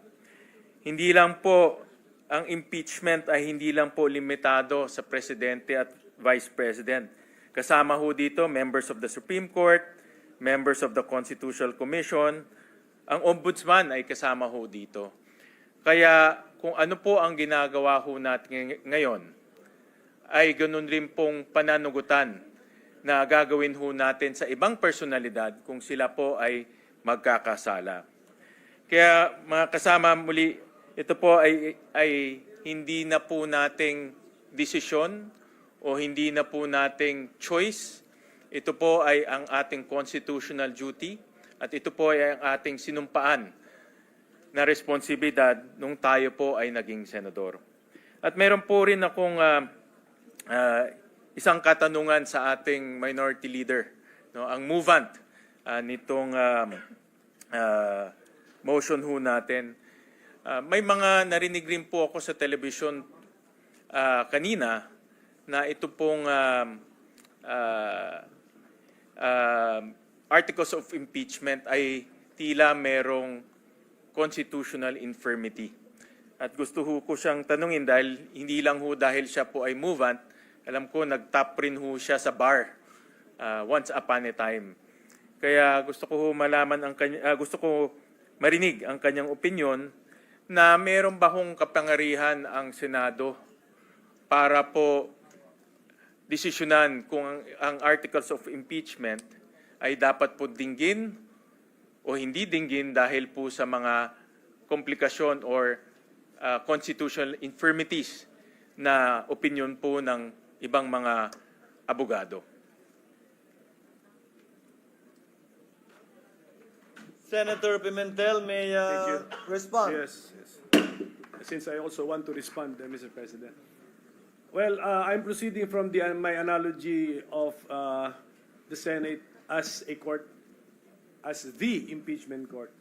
So meaning to say, we will allow the respondent or the impeached officer to put all of his or her objections against the case against her in her answer to the Articles of Impeachment. Lagay niya lahat doon. So therefore, if that is now my answer to the gentleman, that means that we can resolve such an issue as the impeachment court. So, tama yung motion ko. If there is such a, let's convene. Kasi actually, it's really more compliant with the Constitution. As soon as possible, convene na natin yung court. And then, ulitin ko, ang purpose natin today is for the presiding officer to take his oath, for the presiding officer to administer our oath, to call the case against the Vice President, and then we can come up with the calendar for the trial of the said case.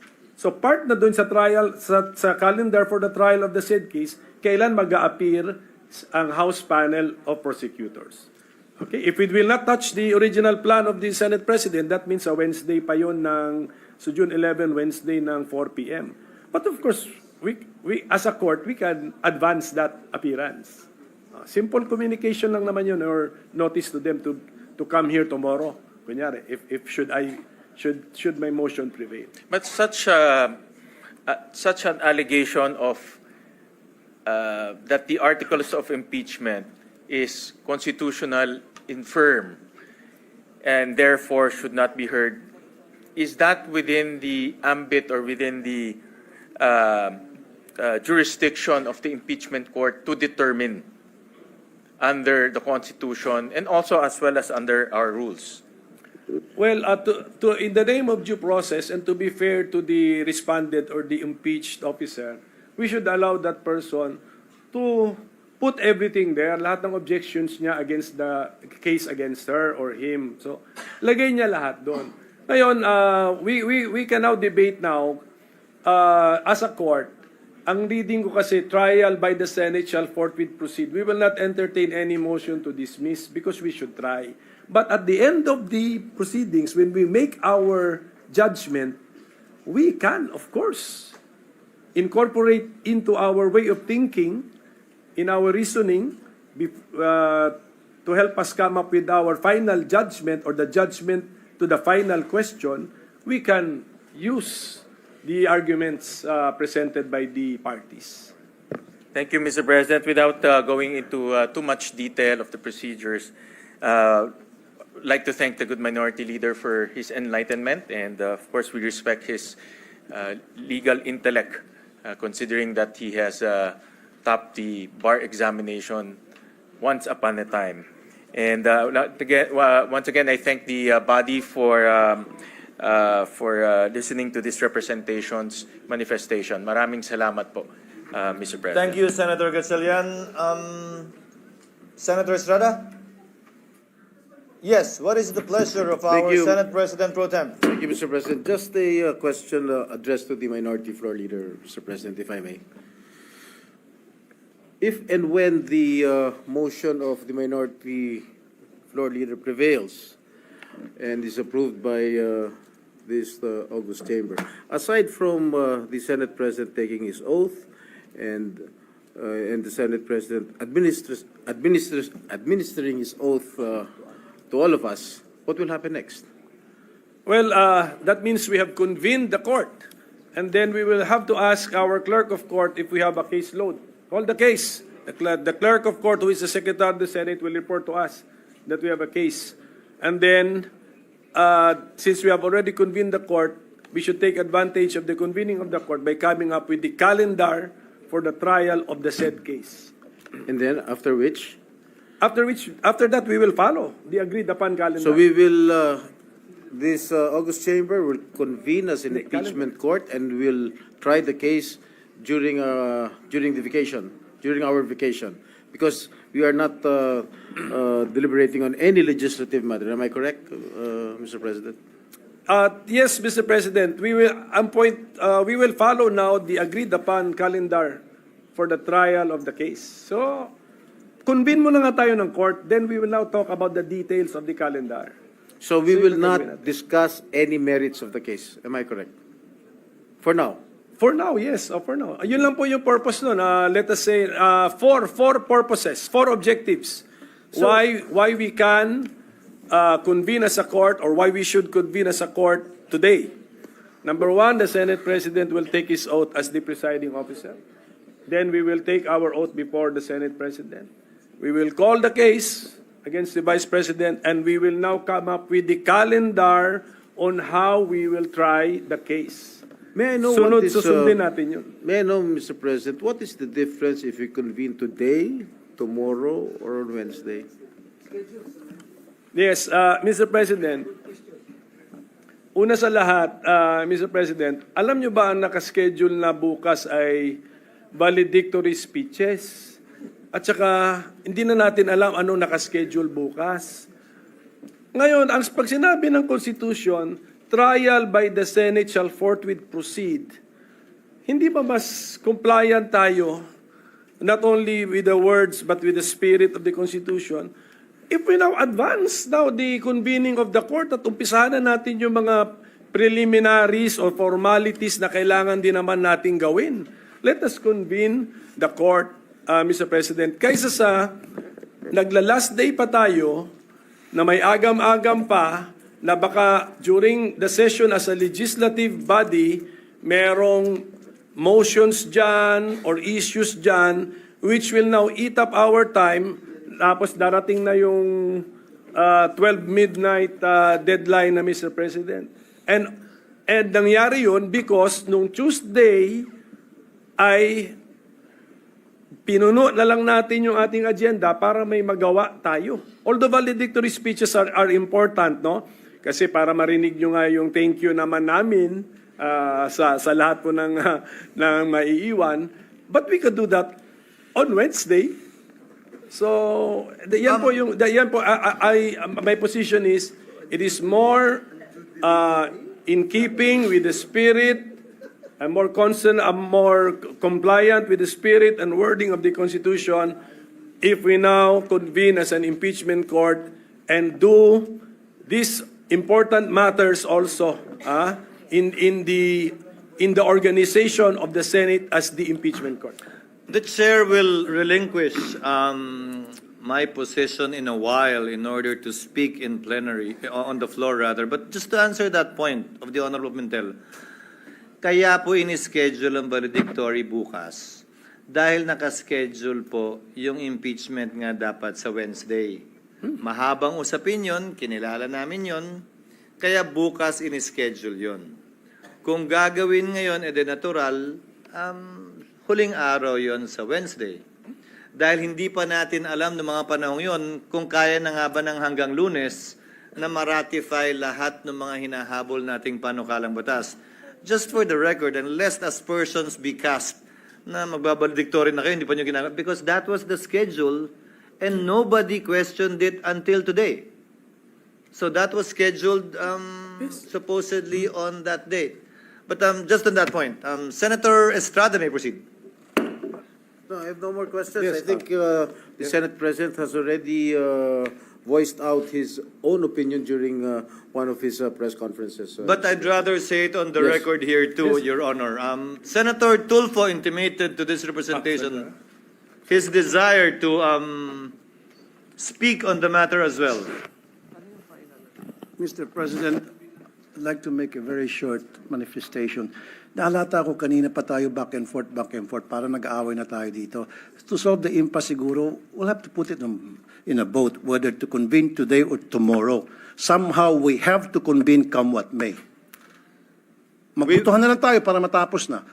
Baka abutin tayo hanggang madaling araw, hindi pa rin natin napag-alalaman kung ano talaga ang dapat gawin natin. Let's do it. Let's put it in a vote. Tonight ba tayo magbutuhan or tomorrow? I mean, magbubutuhan tayo whether we convene today or tomorrow. That's it, plain and simple, para matapos na ang problema natin dito ngayon. Duly noted.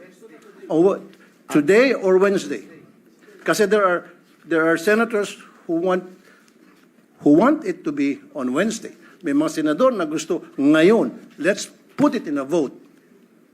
Pero somehow we have to convene come what may. Thank you, Mr. President.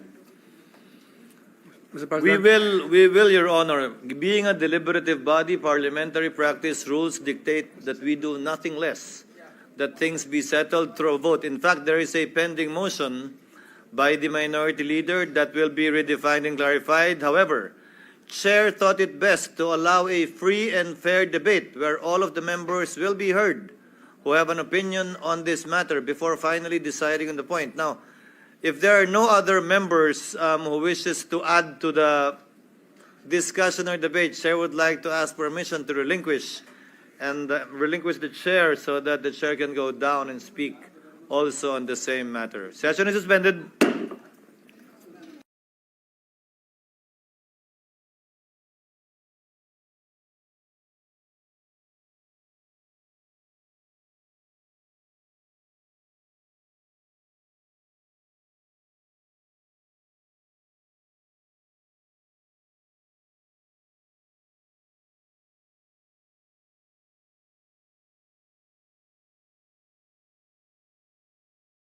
Oh. Session suspended.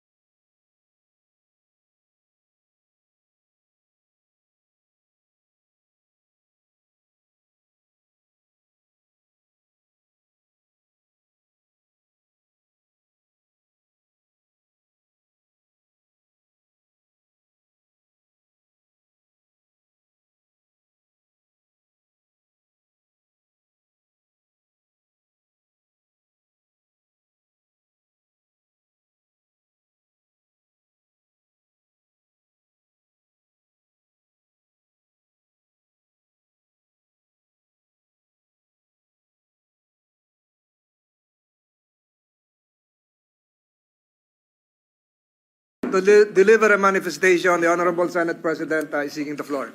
The Senate President is recognized. Thank you, Mr. President. Thank you, distinguished Majority Floor Leader. With the permission of our colleagues, ilang bagay po ang nais ko sanang sabihin, paumanhin. Dininig ko muna ang posisyon at opinyon ng bawat isa bago ko pinagpasahang bumaba mula sa kinakaluklukan at kinakaupuan ko at sagutin ang ilan sa mga puntong ibinigkas nitong nagdaang ilang oras na. Una, nasabi na maikli lamang naman ang panahon ang kailangan gugulin para dito, bakit hindi pa ginawa noon? Bayani ka ng ating bayan.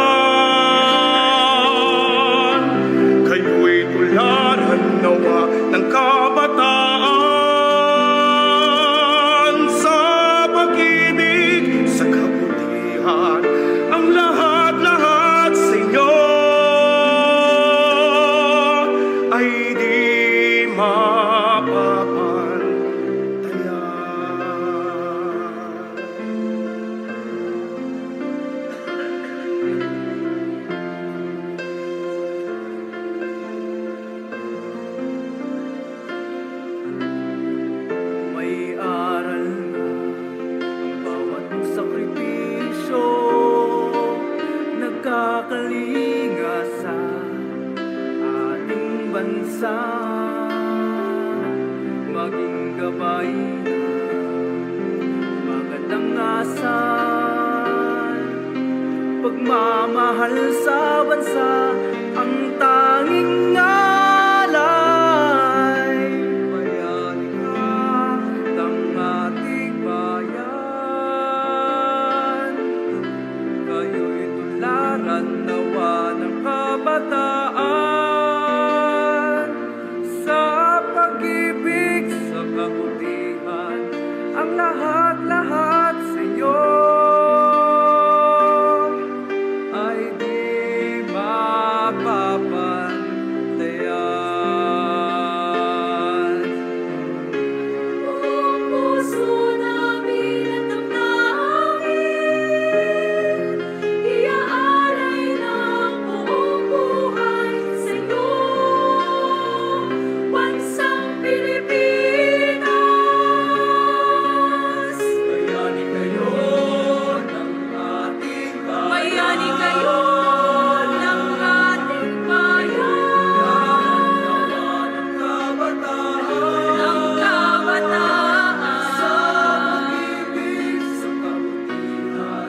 Ang lahat-lahat sa iyo. Bayaning Pilipino, Bayani kayo ng ating bayan. bayani kayo ng ating bayan, Ng kabataan. ng kabataan. Maglilingkod sa iyo. Ang lahat ay para sa iyo. Bayaning Pilipino, araw kisi at ako, babayan ko.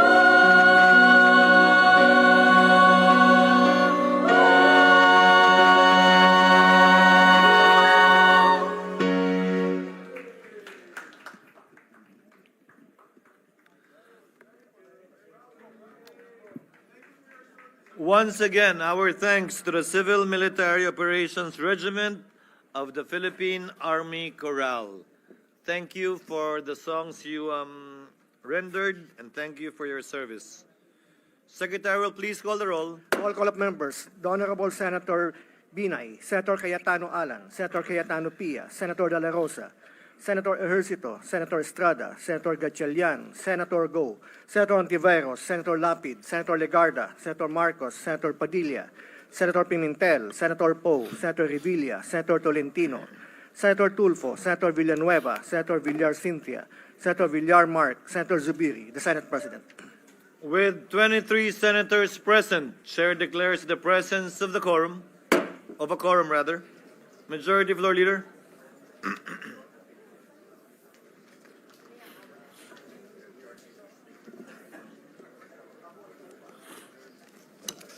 President, before we proceed with the business for the day, I'd like to acknowledge several guests. The Secretary Designee, Secretary Ramon Aliling of the Department of Human Settlements and Urban Development is present. Dr. Marwilin de la Cruz, PhilSCA President, is present. Former Mayor Lizardo of Minalaba, Camarines Sur is likewise present. Mayor Benji Tambis of Cebu is likewise present, Mr. President. To the aforementioned guests, welcome to your Senate.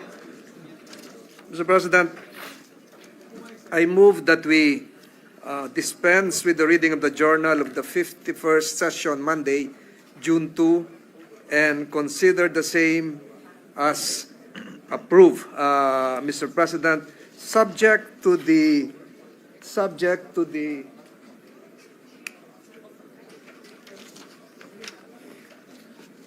minor clerical amendment made by this representation pursuant to Section 104 of the Rules of the Senate. I so move, Mr. President. Any objection? Hearing none. Motion is approved. Mr. President, I move that we defer approval of the journal of the 53rd session Wednesday, June 4, 2025. Any objection? Hearing none. Motion is approved. Mr. President, several bills are for approval for third reading, Mr. President. We start with the Senate Bill number 2821, the Accelerated and Reformed Right-of-Way Bill, Mr. President. I move that we consider the same on third reading. The printed copies of all of which were electronically distributed to the members last June 6, 2025, in compliance with the 3-day rule of the Constitution. I move that we consider on third reading Senate Bill 2821, the Accelerated and Reformed Right-of-Way Act. So move, Mr. President. Any objection? Hearing none, motion is approved. Secretary is directed to comply and to proceed to roll call vote. An act instituting reforms in the acquisition of right-of-way for infrastructure projects by the national government and by public service providers, amending for the purpose Republic Act number 10752, otherwise known as the Right-of-Way Act. Roll call vote. The Honorable Senators Binay, Cayetano A, Cayetano P, De La Rosa, Ejercito, Estrada, Gatchalian, Go, Ontiveros, Lapid, Legarda, Marcos, Padilla, Pimentel, Poe, Revilla, Tolentino, Tulfo, Villanueva, Villar C, Villar M, Zubiri, the Senate President. With 23 senators voting in the affirmative, 0 negative, 0 abstention, Senate Bill number 2821 is approved on third reading. Majority Leader. Mr. President, I move to consider on third reading Senate Bill number 2868, the bill on the Anti-Pogo Act of 2025. I so move, Mr. President. Any objection? Hearing none, Secretary is directed to comply and to proceed to roll call vote. An act banning and declaring illegal offshore gaming operations in the Philippines and other operations related thereto, repealing for the purpose RA 11,590. Roll call vote. The Honorable Senators Binay, Cayetano A, Cayetano P, De La Rosa, Ejercito, Estrada, Gatchalian, Go, Ontiveros, Lapid, Legarda, Marcos, Padilla, Pimentel, Poe, Revilla, Tolentino, Tulfo, Villanueva, Villar C, Villar M, Zubiri, the Senate President. With 23 affirmative votes, 0 negative, 0 abstention, Senate Bill number 2868 is approved on third reading. Majority Leader. Mr. President, I move to consider on third reading Senate Bill number 2982, the bill on the Judiciary Fiscal Autonomy Act. I so move, Mr. President. Any objection? Hearing none, Secretary is directed to comply and to proceed to roll call vote. An act defining the scope and extent of fiscal autonomy of the judicial branch of the government and for other purposes. Roll call vote. The Honorable Senators Binay, Cayetano A, Cayetano P, De La Rosa, Ejercito, Estrada, Gatchalian, Go, Ontiveros, Lapid, Legarda, Marcos, Padilla, Pimentel, Poe, Revilla, Tolentino, Tulfo, Villanueva, Villar C, Villar M, Zubiri, the Senate President. With 23 affirmative votes, 0 negative, 0 abstention, Senate Bill number 2982 is approved on third reading. Majority Leader. Mr. President, I move to consider on third reading Senate Bill number 2899, the bill on the Philippine National Nuclear Energy Safety Act. I so move, Mr. President. Any objection? Hearing none, motion is approved. Secretary is directed to comply and to proceed to roll call vote. An act providing for a comprehensive legal framework for nuclear safety, security, and safeguards in the peaceful utilization of nuclear energy in the Philippines and establishing the Philippine Atomic Energy Regulatory Authority and appropriating funds therefore. Roll call vote. The Honorable Senators Binay, Cayetano A, Cayetano P, De La Rosa, Ejercito, Estrada, Gatchalian, Go, Ontiveros, Lapid, Legarda, Marcos, Padilla, Pimentel, Poe, Revilla, Tolentino, Yes. Tulfo, Villanueva, Villar C, Villar M, Zubiri, the Senate President.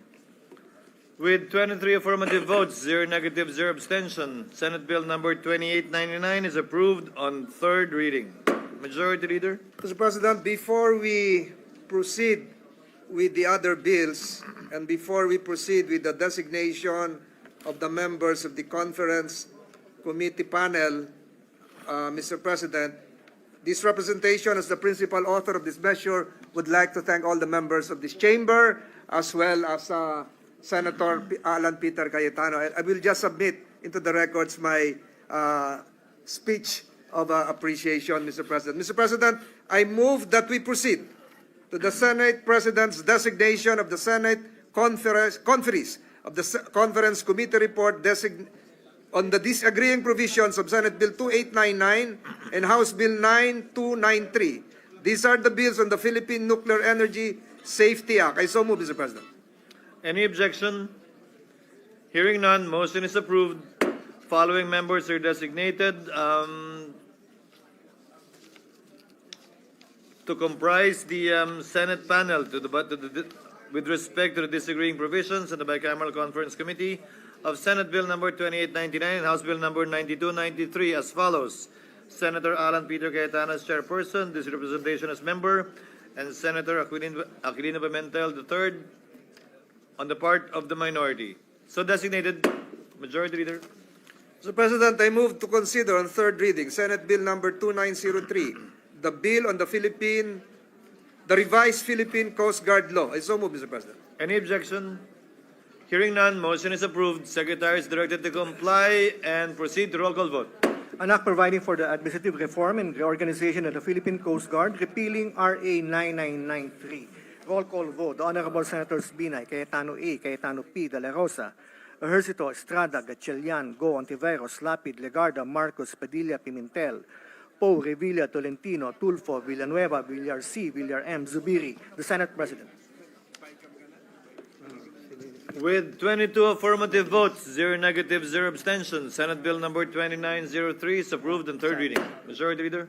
Mr. President, I move to consider on third reading the bill on the Senate Bill number 2969, the bill on the National Aviation Academy Act of the Philippines Charter Act. I so move, Mr. President. Any objection?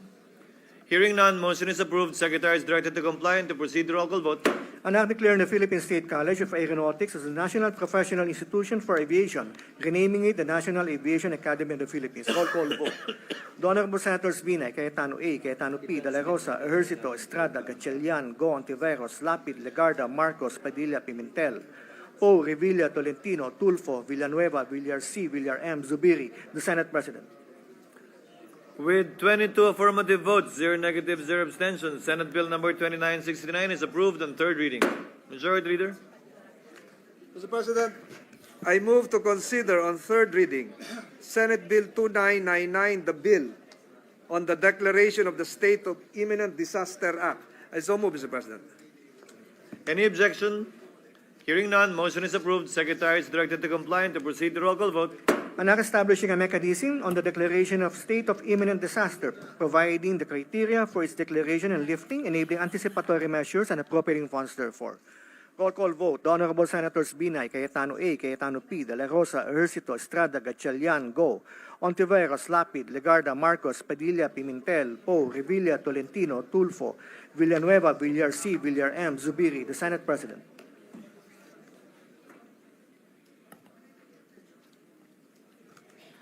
With 21 affirmative votes, 0 negative, 0 abstentions, Senate Bill number 2999 is approved on third reading. Majority Floor Leader.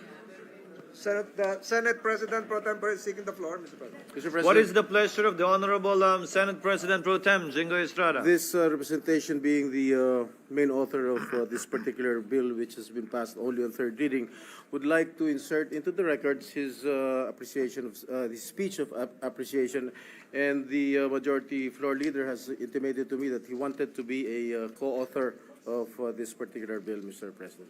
That's all, Duly Mr. noted and entered into the records. Majority Floor Leader. Mr. President, the Deputy Minority Leader is seeking the floor. There might have been a misappreciation of her vote. What is the pleasure of the Honorable Deputy Minority Floor Leader, the Honorable Ontiveros? Salamat tabi, Mr. President, at salamat sa Majority Leader. I just wish to clarify that my vote on the PhilAtom bill was recorded as a no, because it was recorded as a no, Mr. President. How was it?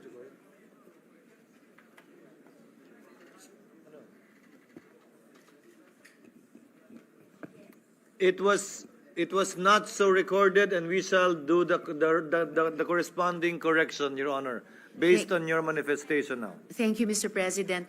And further, I would just like to enter into the record my explanation of no vote on the PhilAtom bill, as well while I'm here at the rostrum, Mr. President, to request also that my explanation of yes vote to the anti-POGO bill also merely be entered into the record. Salamat tabi, Mr. President, and again to the Majority Leader.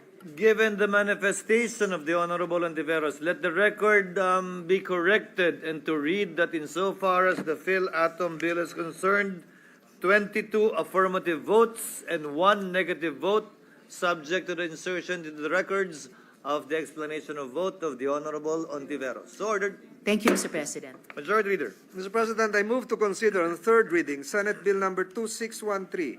This is the bill on the equitable access to Sharia courts. I so move, Mr. President. Any objection? Hearing none, Secretary is directed to comply and to proceed to roll call vote. An act providing for equitable access to Sharia courts, amending RA 9997. Roll call vote. The Honorable Senators Binay, Cayetano A, Cayetano P, De La Rosa, Ejercito Estrada, Gatchalian, Go, Ontiveros, Lapid, Legarda, Marcos, Padilla, Pimentel, Poe, Revilla, Tolentino, Tulfo, Villanueva, Villar C, Villar M, Zubiri, the Senate President. With 21 affirmative votes, 0 negative, 0 abstentions, Senate Bill number 2613 is approved on third reading. Majority Leader. Mr. President, I move to consider on third reading Senate Bill number 3000. This is the bill on the career progression system for public school teachers and school leaders. So move, Mr. President. Any objection? Hearing none, motion is approved. Secretary is directed to comply and to proceed to roll call vote. An act institutionalizing the career progression system for public school teachers and school leaders and appropriating funds therefore. Roll call vote. The Honorable Senators Binay, Senator Cayetano A, Cayetano P, De La Rosa, Ejercito, Estrada, Gatchalian, Go, Ontiveros, Lapid, Legarda, Marcos, Padilla, Pimentel, Poe, Revilla, Tolentino, Tulfo, Villanueva, Villar C, Villar M, Zubiri, the Senate President. With 21 affirmative votes, 0 negative, 0 abstentions, Senate Bill number 3000 is approved on third reading. Majority Leader. Mr. President, I move to consider on third reading House Bill number 10535. This is the bill on the amendments to the National Internal Revenue Code in relation to denatured alcohol. I so move, Mr. President. Any objection? Hearing none, motion is approved. Senate Secretary is directed to comply and to proceed to roll call vote. An act amending sections 134 and 168 of the National Internal Revenue Code of 1997 as amended. Roll call vote. The Honorable Senators Binay, Cayetano A, Cayetano P, De La Rosa, Ejercito Estrada, Gatchalian, Go, Ontiveros, Lapid, Legarda, Marcos, Padilla, Pimentel, Poe, Revilla, Tolentino, Yes. Tulfo, Villanueva, Villar C, Villar M, Zubiri, the Senate President. With 21 affirmative votes, 0 negative, 0 abstention, House Bill number 10535 is approved on third reading. Majority Floor Leader. Mr. President, I move to consider on third reading House Bill number 7500. This is the bill on the establishment of aquaculture feed mill plant in Panay, Capiz. So move, Mr. President. Any objection? Hearing none, motion is approved. Senate Secretary is directed to comply and to proceed to roll call vote. An act establishing an aquaculture feed mill plant in Bahit, Apanay, Capiz. Roll call vote. The Honorable Senators Binay, Cayetano A, Cayetano P, De La Rosa, Ejercito Estrada, Gatchalian, Go, Ontiveros, Lapid, Legarda, Marcos, Padilla, Pimentel, Poe, Revilla, Tolentino, Tulfo, Villanueva, Villar C, Villar M, Zubiri, the Senate President. With 21 affirmative votes, 0 negative, 0 abstention, House Bill number 7500 is approved on third reading. Majority Floor Leader. Mr. President, I move to consider on third reading House Bill number 10242. This is the bill granting electric franchise to Pampanga Rural Electric Service Cooperative, Presco. I so move, Mr. President. Any objection? Hearing none, Senate Secretary is directed to comply and to proceed to roll call vote. An act granting the Pampanga Rural Electric Service Cooperative a franchise for the conveyance of electric power to the end users in 34 barangays in Mexico, Araya, Santa Ana, and Magalang, Pampanga. Roll call vote. The Honorable Senators Binay, Cayetano A, Cayetano P, De La Rosa, Ejercito Estrada, Gatchalian, Go, Ontiveros, Lapid, Legarda, Marcos, Padilla, Pimentel, Poe, Revilla, Tolentino, Tulfo, Villanueva, Villar C, Villar M, Zubiri, the Senate President. With 21 affirmative votes, 0 negative, 0 abstention, House Bill number 10242 is approved on third reading. Before we continue, upon the request of and clarification of the Honorable Legarda, Chair would like to once again correct the vote in regard to Senate Bill number 2899 on the Nuclear Safety and Security Safeguards Utilization Act, for her vote to be recorded as having abstained. So for the record, the vote on Senate Bill number 2899 shall be 21 in the affirmative, 1 negative, and 1 abstention. Duly so ordered to be entered into the records. Majority Leader. Mr. President, I move to consider on third reading House Bill number 10483. This is the bill granting electric franchise to Benguet Electric Cooperative, Inc. I so move, Mr. President. Any objection? Hearing none, motion is approved. Senate Secretary is directed to comply and to proceed to roll call vote. An act granting Benguet Electric Cooperative a franchise for the conveyance of electric power to the municipalities in the province of Benguet and in Baguio City. Roll call vote. The Honorable Senators Binay, Cayetano A, Cayetano P, De La Rosa, Ejercito Estrada, Gatchalian, Go, Ontiveros, Lapid, Legarda, Marcos, Padilla, Pimentel, Poe, Revilla, Tolentino, Yes. Tulfo, Villanueva, Villar C, Villar M, Zubiri, the Senate President. With 21 affirmative votes, 0 negative, 0 abstention, House Bill number 10483 is approved on third reading. Majority Leader? Mr. President, I move to consider on third reading House Bill number 10243. This is the bill granting electric franchise to Aklan Electric Cooperative, AKELCO. So move, Mr. President. Any objection? Hearing none, Senate Secretary is directed to comply and to proceed to roll call vote. An act granting the Aklan Electric Cooperative a franchise for the conveyance of electric power to the end users in the province of Aklan, municipalities of Pandan and Libertad, in Antique, and in the Mayan, Sapian province of Capiz. Roll call vote. The Honorable Senators Binay, Cayetano A, Cayetano P, De La Rosa, Ejercito Estrada, Gatchalian, Go, Ontiveros, Lapid, Legarda, Marcos, Padilla, Pimentel, Poe, Revilla, Tolentino, Tulfo, Yes. Villanueva, Villar C, Villar M, Zubiri, the Senate President. With 21 affirmative votes, 0 negative, 0 abstention, House Bill number 10243 is approved on third reading. Majority Leader? Mr. President, I move to consider on third reading House Bill number 6013. This is the bill on the creation of Barangay Pulong Bulo in San Fernando, Pampanga. So move, Mr. President. Any objection? Hearing none, Senate Secretary is directed to comply and to proceed to roll call vote. An act creating a barangay in San Fernando, Pampanga, to be known as the Barangay Pulong Bulo. Roll call vote. The Honorable Senators Binay, Cayetano A, Cayetano P, De La Rosa, Ejercito, Estrada, Gatchalian, Go, Ontiveros, Lapid, Legarda, Marcos, Padilla, Pimentel, Poe, Revilla, Tolentino, Tulfo, Villanueva, Villar C, Villar M, Zubiri, the Senate President. With 21 affirmative votes, 0 negative, 0 abstention, House Bill number 6013 is approved on third reading. Majority Leader? Mr. President, I move to consider on third reading House Bill number 5555. This is the bill on the creation of Barangay Friendship Village Resources in Norsagaray, Bulacan. I so move, Mr. President. Any objection? Hearing none, Secretary is directed to comply and to proceed to roll call vote. An act creating a barangay in Norsagaray, Bulacan, to be known as the Barangay Friendship Village Resources or Barangay FVR. Roll call vote. The Honorable Senators Binay, Cayetano A, Cayetano P, De La Rosa, Ejercito, Estrada, Gatchalian, Go, Ontiveros, Lapid, Legarda, Marcos, Padilla, Pimentel, Poe, Revilla, Tolentino, Tulfo, Villanueva, Villar C, Villar M, Zubiri, the Senate President. With 21 affirmative votes, 0 negative, 0 abstention, House Bill number 5555 is approved on third reading. Mr. President, I move to consider on third reading House Bill number 10885. This is the bill establishing the Zamboanga del Sur 2nd District Hospital. I so move, Mr. President. Any objection? Hearing none, Secretary is directed to comply and to proceed to roll call vote. An act establishing in San Miguel, Zamboanga del Sur, the Zamboanga del Sur 2nd District Hospital. Roll call vote. The Honorable Senators Binay, Cayetano A, Cayetano P, De La Rosa, Ejercito, Estrada, Gatchalian, Go, Ontiveros, Lapid, Legarda, Marcos, Padilla, Pimentel, Poe, Revilla, Tolentino, Yes. Tulfo, Villanueva, Villar C, Villar M, Zubiri, the Senate President. With 21 affirmative votes, 0 negative, 0 abstention, House Bill number 10885 is approved on third reading. Majority Leader? Mr. President, I move to consider on third reading House Bill number 11162. This is the bill establishing the Aurora Medical Center in Balera, Aurora. I so move, Mr. President. Any objection? Hearing none, Secretary is directed to comply and to proceed to roll call vote. An act establishing in Baler, Aurora, the Aurora Medical Center. Roll call vote. The Honorable Senators Binay, Cayetano A, Cayetano P, De La Rosa, Ejercito, Estrada, Gatchalian, Go, Ontiveros, Lapid, Legarda, Marcos, Padilla, Pimentel, Poe, Revilla, Tolentino, Tulfo, Villanueva, Villar C, Villar M, Zubiri, the Senate President. With 21 affirmative votes, 0 negative votes, 0 abstention, House Bill number 11162 is hereby approved on third reading. Majority Leader. I move to consider third reading House Bill number 11163. This is the bill establishing the Liloy General Hospital in Liloy, Zamboanga del Norte. So move, Mr. President. Any objection? There being none, motion is approved. Secretary.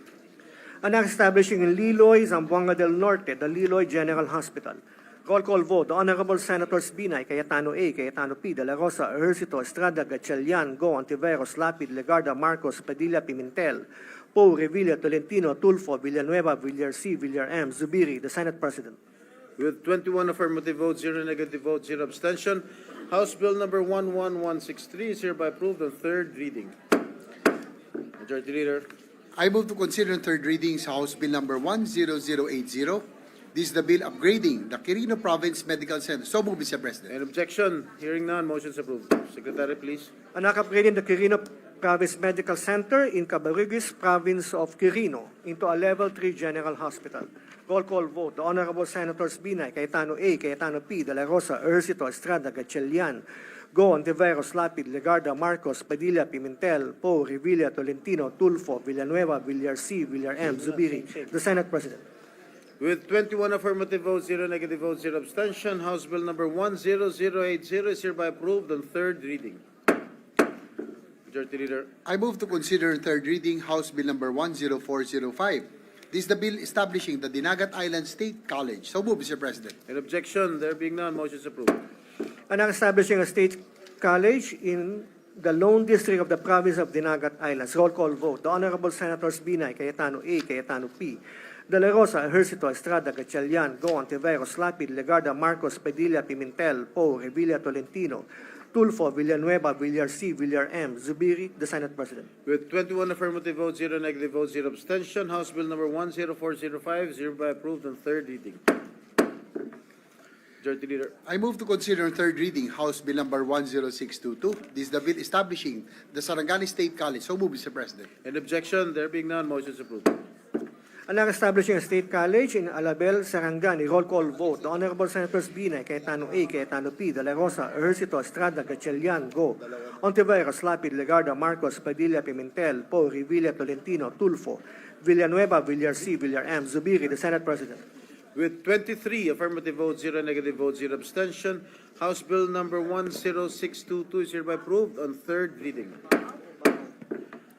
Majority Leader. I move to consider on third reading House Bill number 9314. This is the bill on the Rinconada State College Charter. So move, Mr. President. An objection? Hearing none, motion is approved. Anak converting the Bao Community College in Bao, Province of Camarines Sur into a state college to be known as the Rinconada State College.